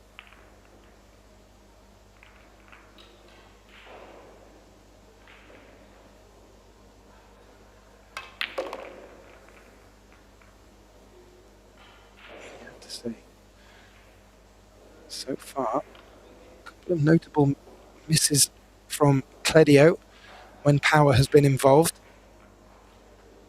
And Dor just really not getting much from his break at all. However, the scoreline is certainly working in his advantage. And if you're able to just get his neck into the lead in the second set, it will ask some big questions of Cledio.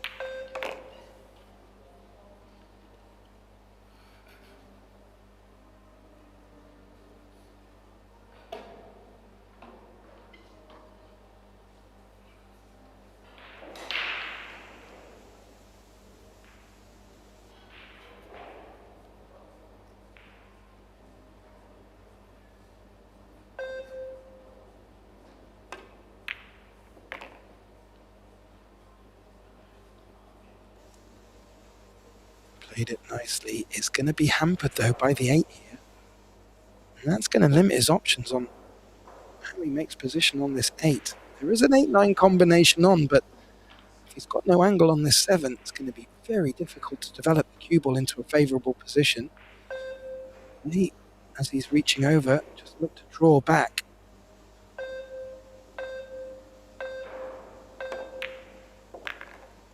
No, throws the cue ball. Looks like he's going to take the combination on. Big shot to take on, but a lot of rewards to come from it. Really?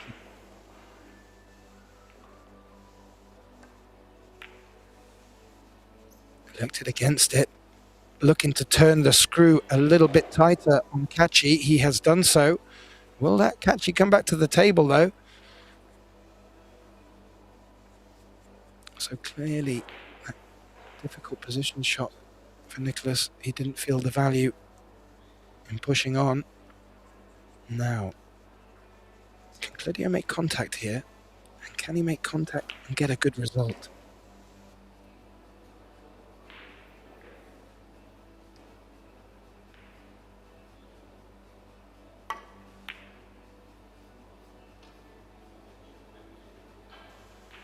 Was able to make good thick contact.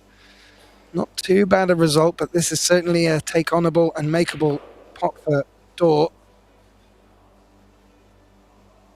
I'm just having a quick look out over our other table, table 1. Again, Mustafa Alnar taking the lead in the second set, but Sanyan Pelavanovic, as with the first set, bringing it back to 3-3. They're in a hill-hill situation. Sanyan is in a must-win situation, though. All happening out here on the TV tables. Fantastic stuff. Now, Nicholas Dor here in this second set.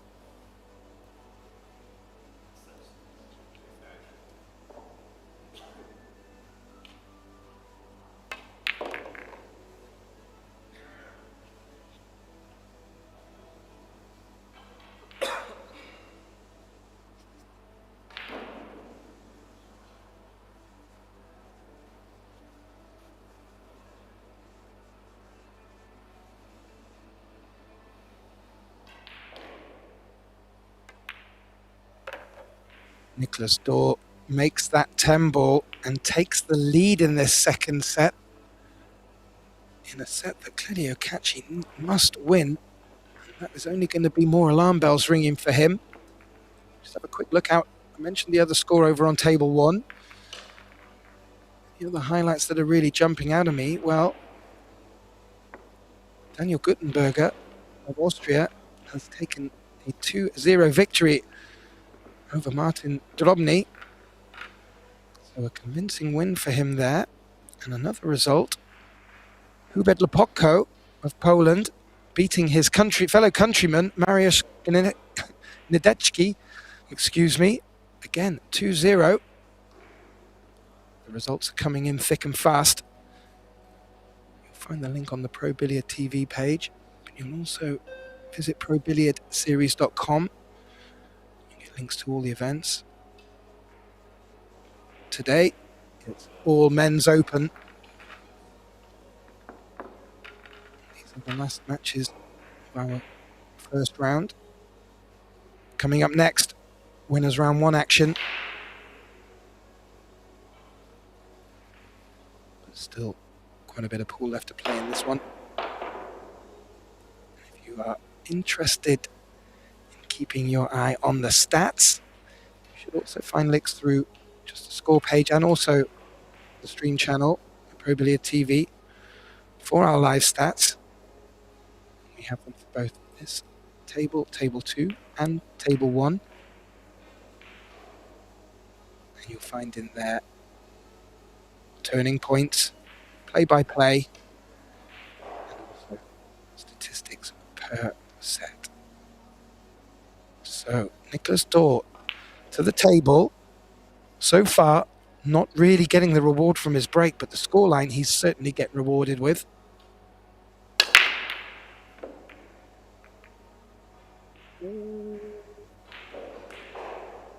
Is persisting with that controlled break with purpose.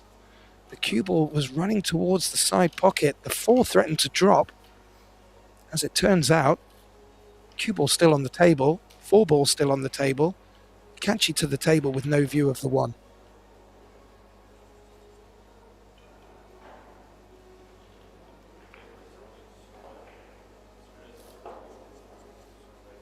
No immediate shot available.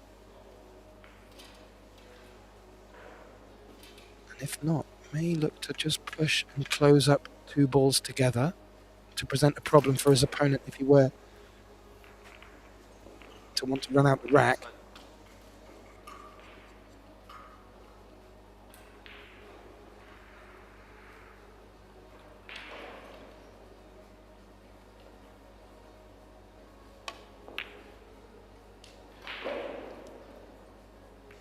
I think he called the left side pocket as a bit of insurance just in case it had dropped. But he's played that really well. Freezing the cue ball and bringing that 1 ball around to where I think the 3 is hampering it completely.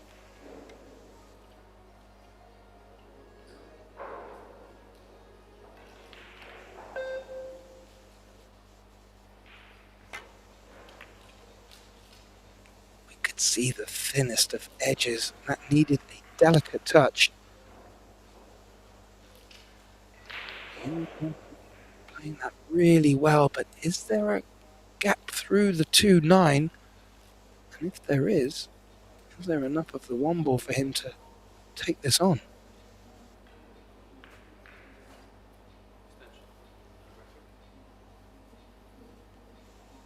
He's having a good look.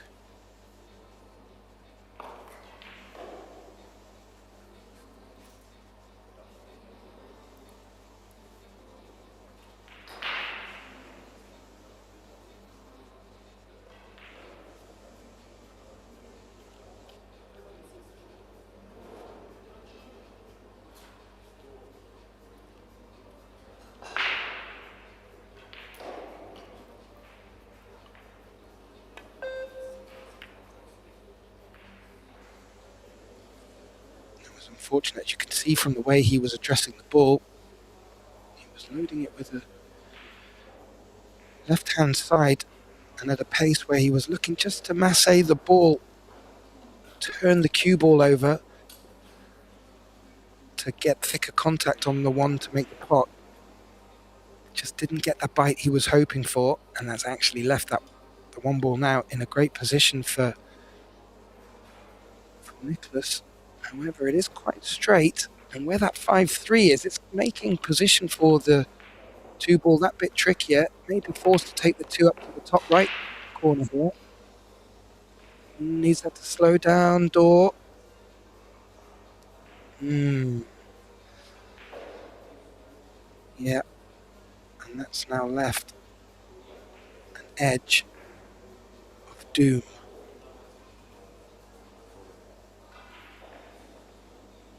Now, if he can touch it any thicker, which it looks like he can do, he may be able to take the bank on here for the 4 as a 2-way shot.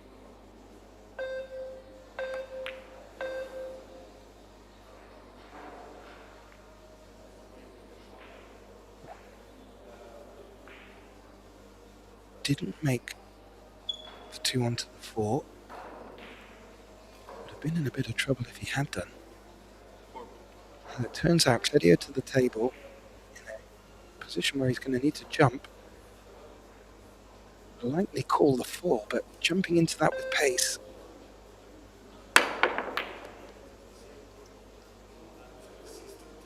So it's going to make it difficult. However, he's played it well. More important, that 2 ball has not misbehaved and has stayed out for him in a good position. We're starting to get into a position of this match where Claudio is going to really force his own hand somewhat.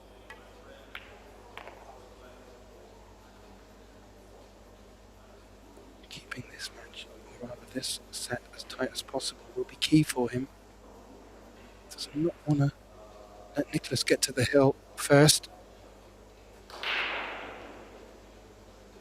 Thin cut on the 3. Cue balls may be running behind the 9. Would help if it can.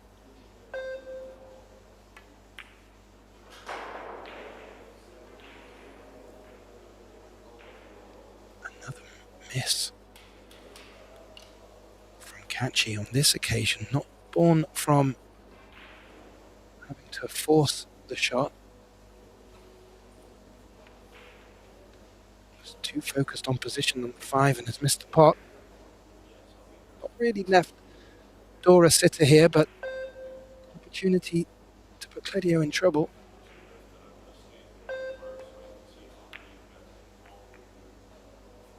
Ooh, the cue ball clicked the 5. Took a bit of pace out of it, but not enough. Good result. 6 ball in the way. Quite a bit of distance from where Claudio will be positioned to get to the cue ball if he was looking to take a jump on. He's not.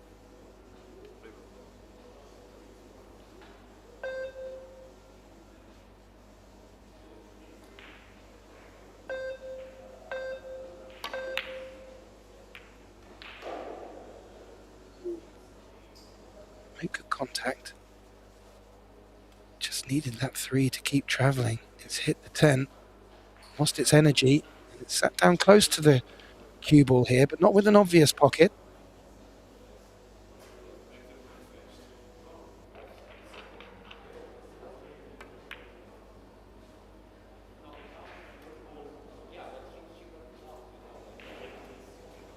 Good pace on that cue ball. Was tracking up towards that 10 very nicely. And I have to say, in reflection of the match so far,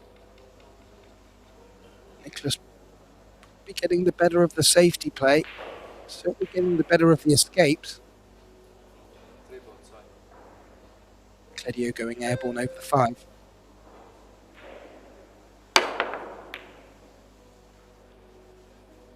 Always played that to freeze the cue ball. The cue ball did freeze, but the 3 is tracked up towards the top left pocket, and this now turns into a very good opportunity for our 24-year-old from Germany to put himself on the double hill here.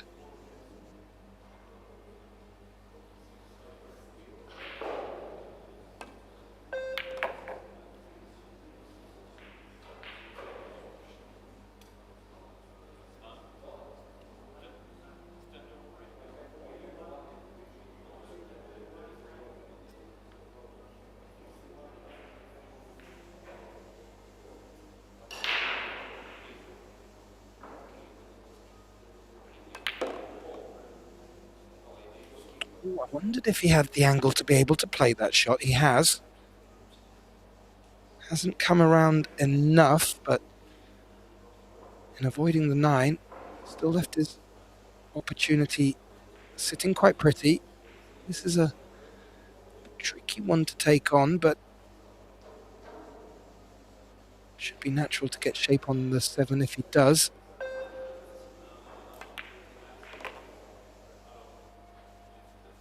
Ooh, and taking a good collision of the 10 will help. A little raise of the hand from Nicholas there, but you may think that was fortunate.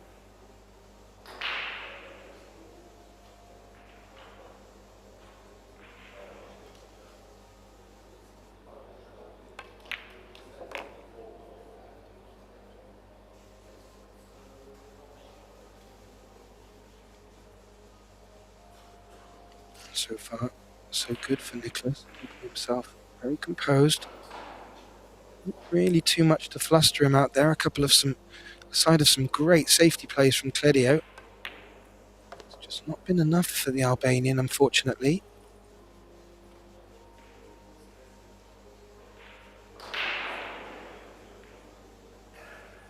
It's 9 and 10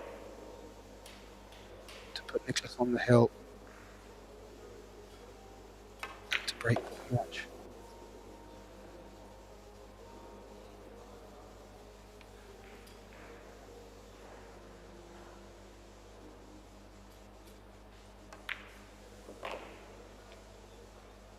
Yeah, and even with the raise of the hand and a bit of fortune, in reflection, Nicholas has been much more consistent of the two players.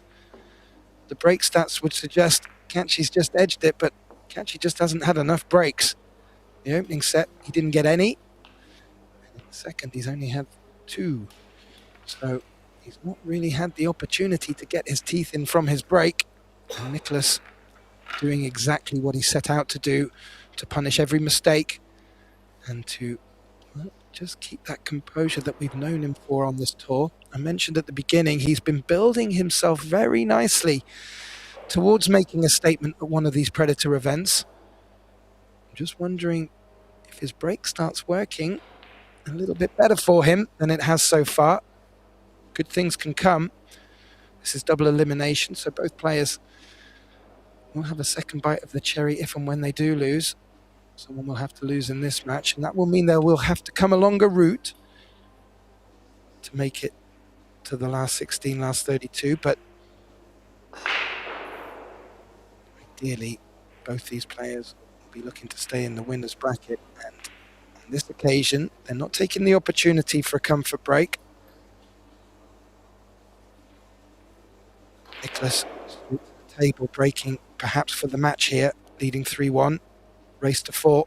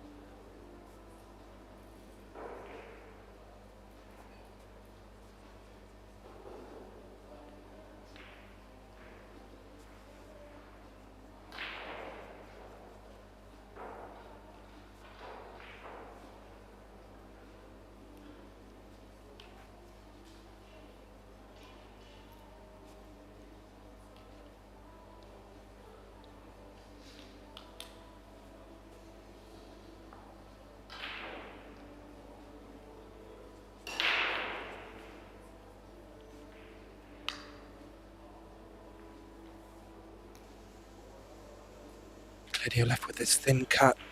The 2 hasn't got many available pockets. He maybe needs to come back across the table twice. 1, 2, back to where he is. He's played that really well.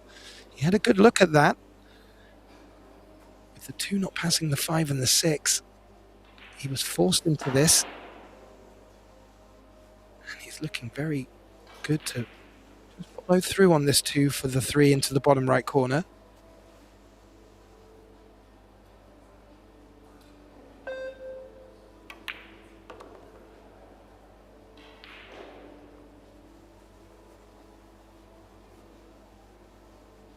Must win now, Cledio, from this point. You would not guess from the look on his face. Very calm and composed individual. Both these players can make it look very easy when they're in their flow. Nicholas has not really given Cledio the chance to find that yet.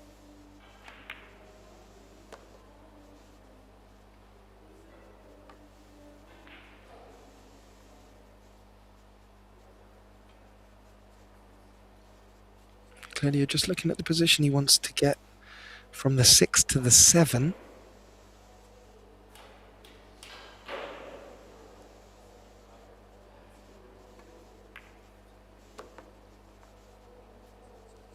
So dare I say he's going to come underneath it, float the cue ball over towards the 10. Long 7 top left.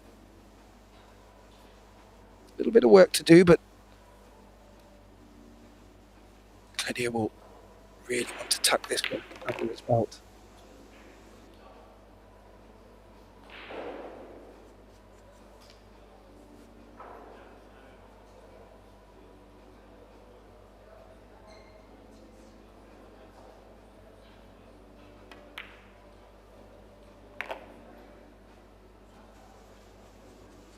Nicely done.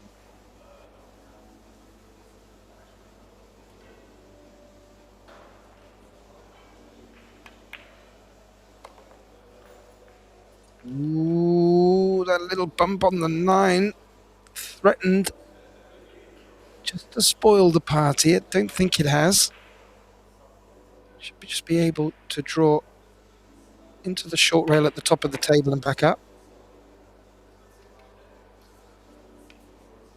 And this 10 to reduce the deficit to 3-2, which he has done, but Claudio still cannot give up a rack from this point out in this opening second set. He's going to need to come up with a big break here, I feel. Quick look out across the other matches underway. See if there are any other results that have come in. It does look like it. Andreas Brecic has taken a 2-0 set win over Andrei Schickling of Germany. Over on table 16, Georgi Georgiev is locked at 1 set apiece against Kashyap Chowdhury, but he is leading 2-0 in that deciding set.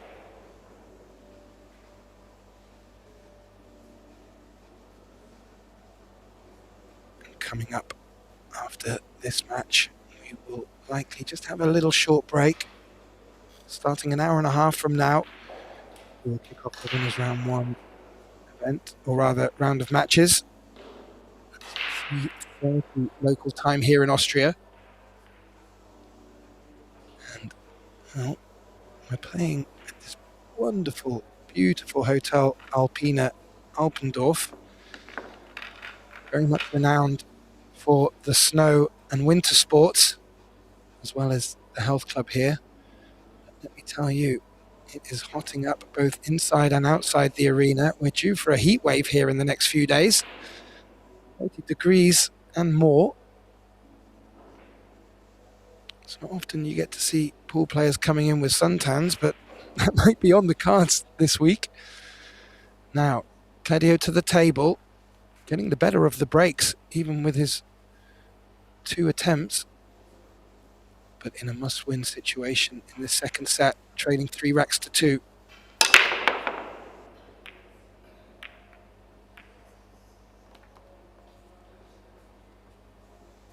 Good power, good authority, 4-ball drops. And a good look on the 1. The 2 is not very friendly where it's sat down by the 5 there, but Kachi's still in the driver's seat.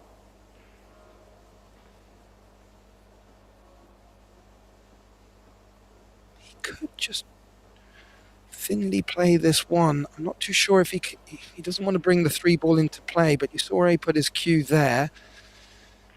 You will ideally tee him up for playing a stun shot on that 2 and freezing the cue ball, bringing the 5-9 in between where that and the 2 ends up. First of all, he just needs to navigate the 3. He has done. Now, can he take this pot on? Looks like he may be able to. Didn't look like it was at first glance.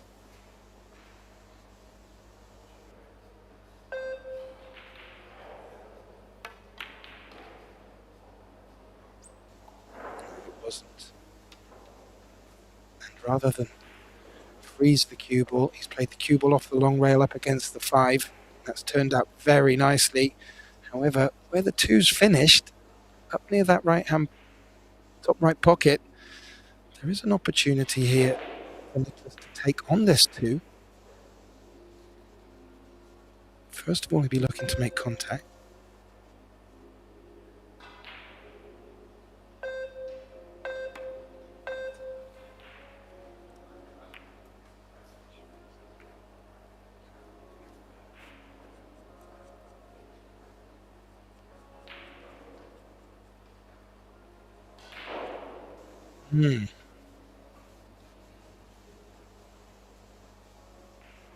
Ball in hand. The 5 is available to the bottom left pocket.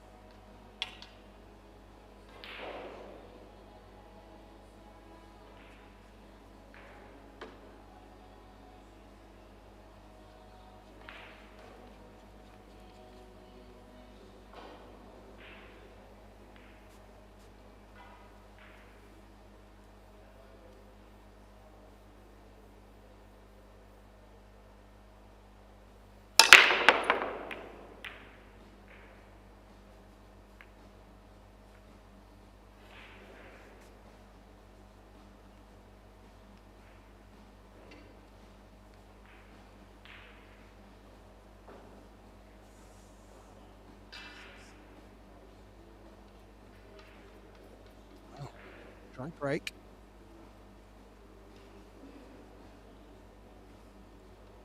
An option for a push. Nicholas going for the jump. Ambitious, aggressive, takes on the 1-6 combination jump shot, makes it look easy.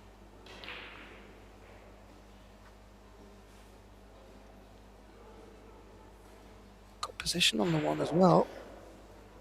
Maybe a little bit of work to do to get shape on the 2. But Nicholas deciding right from the get-go to grip this match by the horns in this second set. He does not want it to go to a third set and give Claudio the chance to build momentum. Will he continue with the aggressive play here?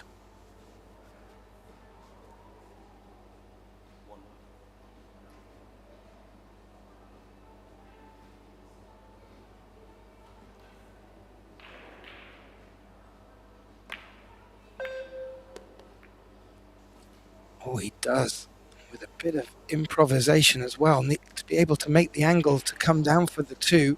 He played the 1 off the 4. I'm not too sure if that's worked out to plan.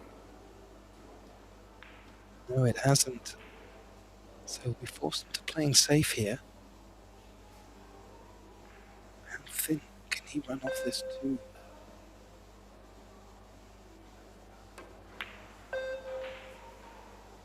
Elected not to play off thin. And he's played it well, threatening to bring the 7 in the way. I'm not too sure if he has. Certainly looks like from initial inspection that it has, but from this angle, thank you team, this could be on.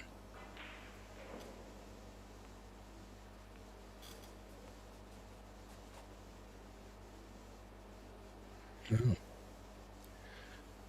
Catchy appears to not be convinced.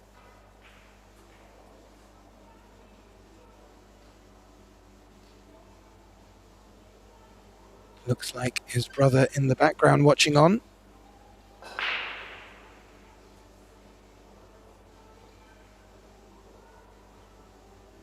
He did beat Kostic Lazar, or rather Lazar Kostic, 2-0 straight sets. Clint Catchy now watching his brother on, hoping that he makes it through to a third and deciding set. But this is a big shot that he's taking on, if indeed he is.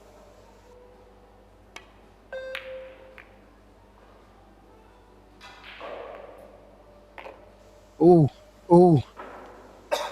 Well, made good contact. Looked like he was going to get a good safety from it, but the object ball caromed off the 4 into the pocket, a pocket that Claudio didn't call. That will give Nicholas the chance to take the 3 ball on.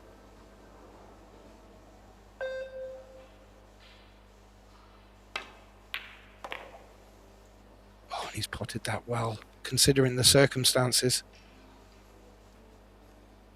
Claudio was really looking to keep it tight in this decider in the second set. Is this the opportunity that Dor needs to close this match out?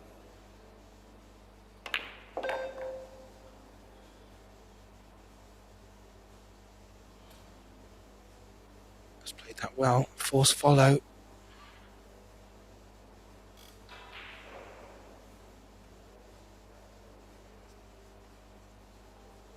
Good 5-7. And you feel this should be Dor's for the taking.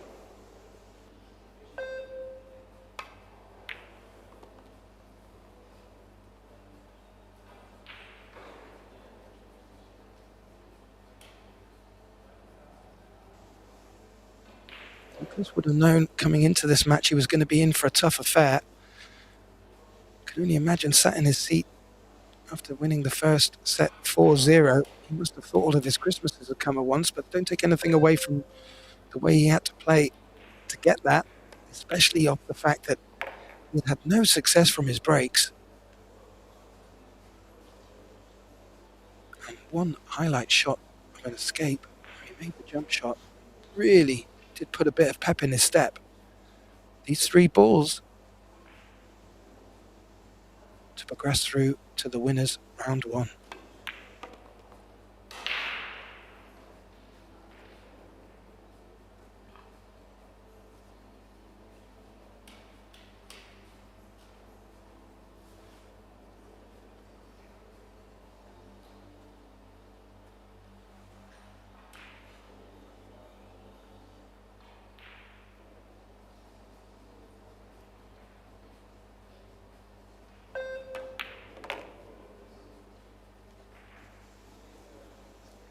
Played it well.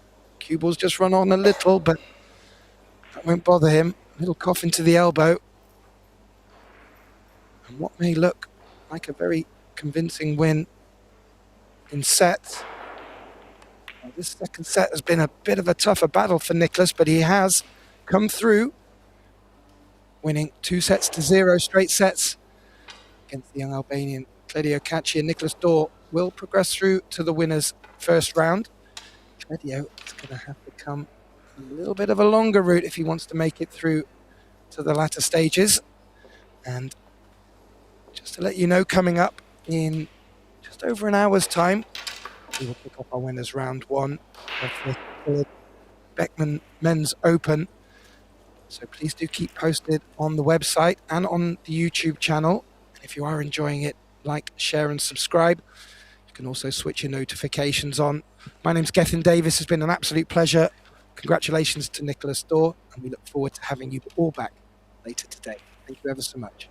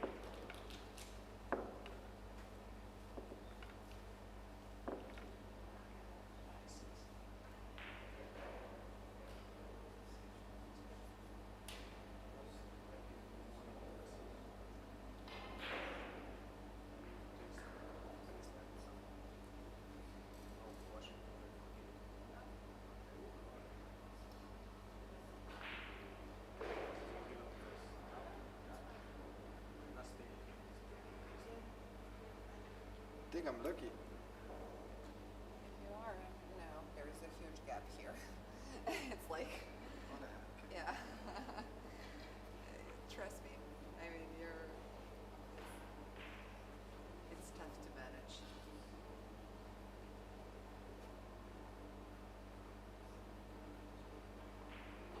And then if you get the top good, if the top is fine, then you're gonna get a gap here, which is exactly what happened during the entire match. So if these 3 are good and touching this, then this one on the left goes away. But if you manage to squeeze this up and freeze down, then you have a gap here. And also depends where he breaks. It does, but I mean, I'm just talking about, I was watching the breaks as well, but I'm talking about how gaps work. So you need to make sacrifices, and I choose just to make sure that these are perfect. And yeah. mean, it's not. This will allow the tempo to go to the pocket, but we don't have really tempo here, which is. We take it out, we put it on. Yep. Yeah. Of course, it doesn't look well. No, it doesn't. But you know, I would rather live with that than with leaving the gap in the front and then just reducing the impact of the force or anything. If you would like to see. It's really difficult then, Yeah, it is. I mean, told you I was. This is my second match today on this team, so I tried, and you see me trying. I'm not rushing. I'm not under pressure. I'm not trying to be fast. Yeah. I'm just trying to do it right, but it's really, really tricky.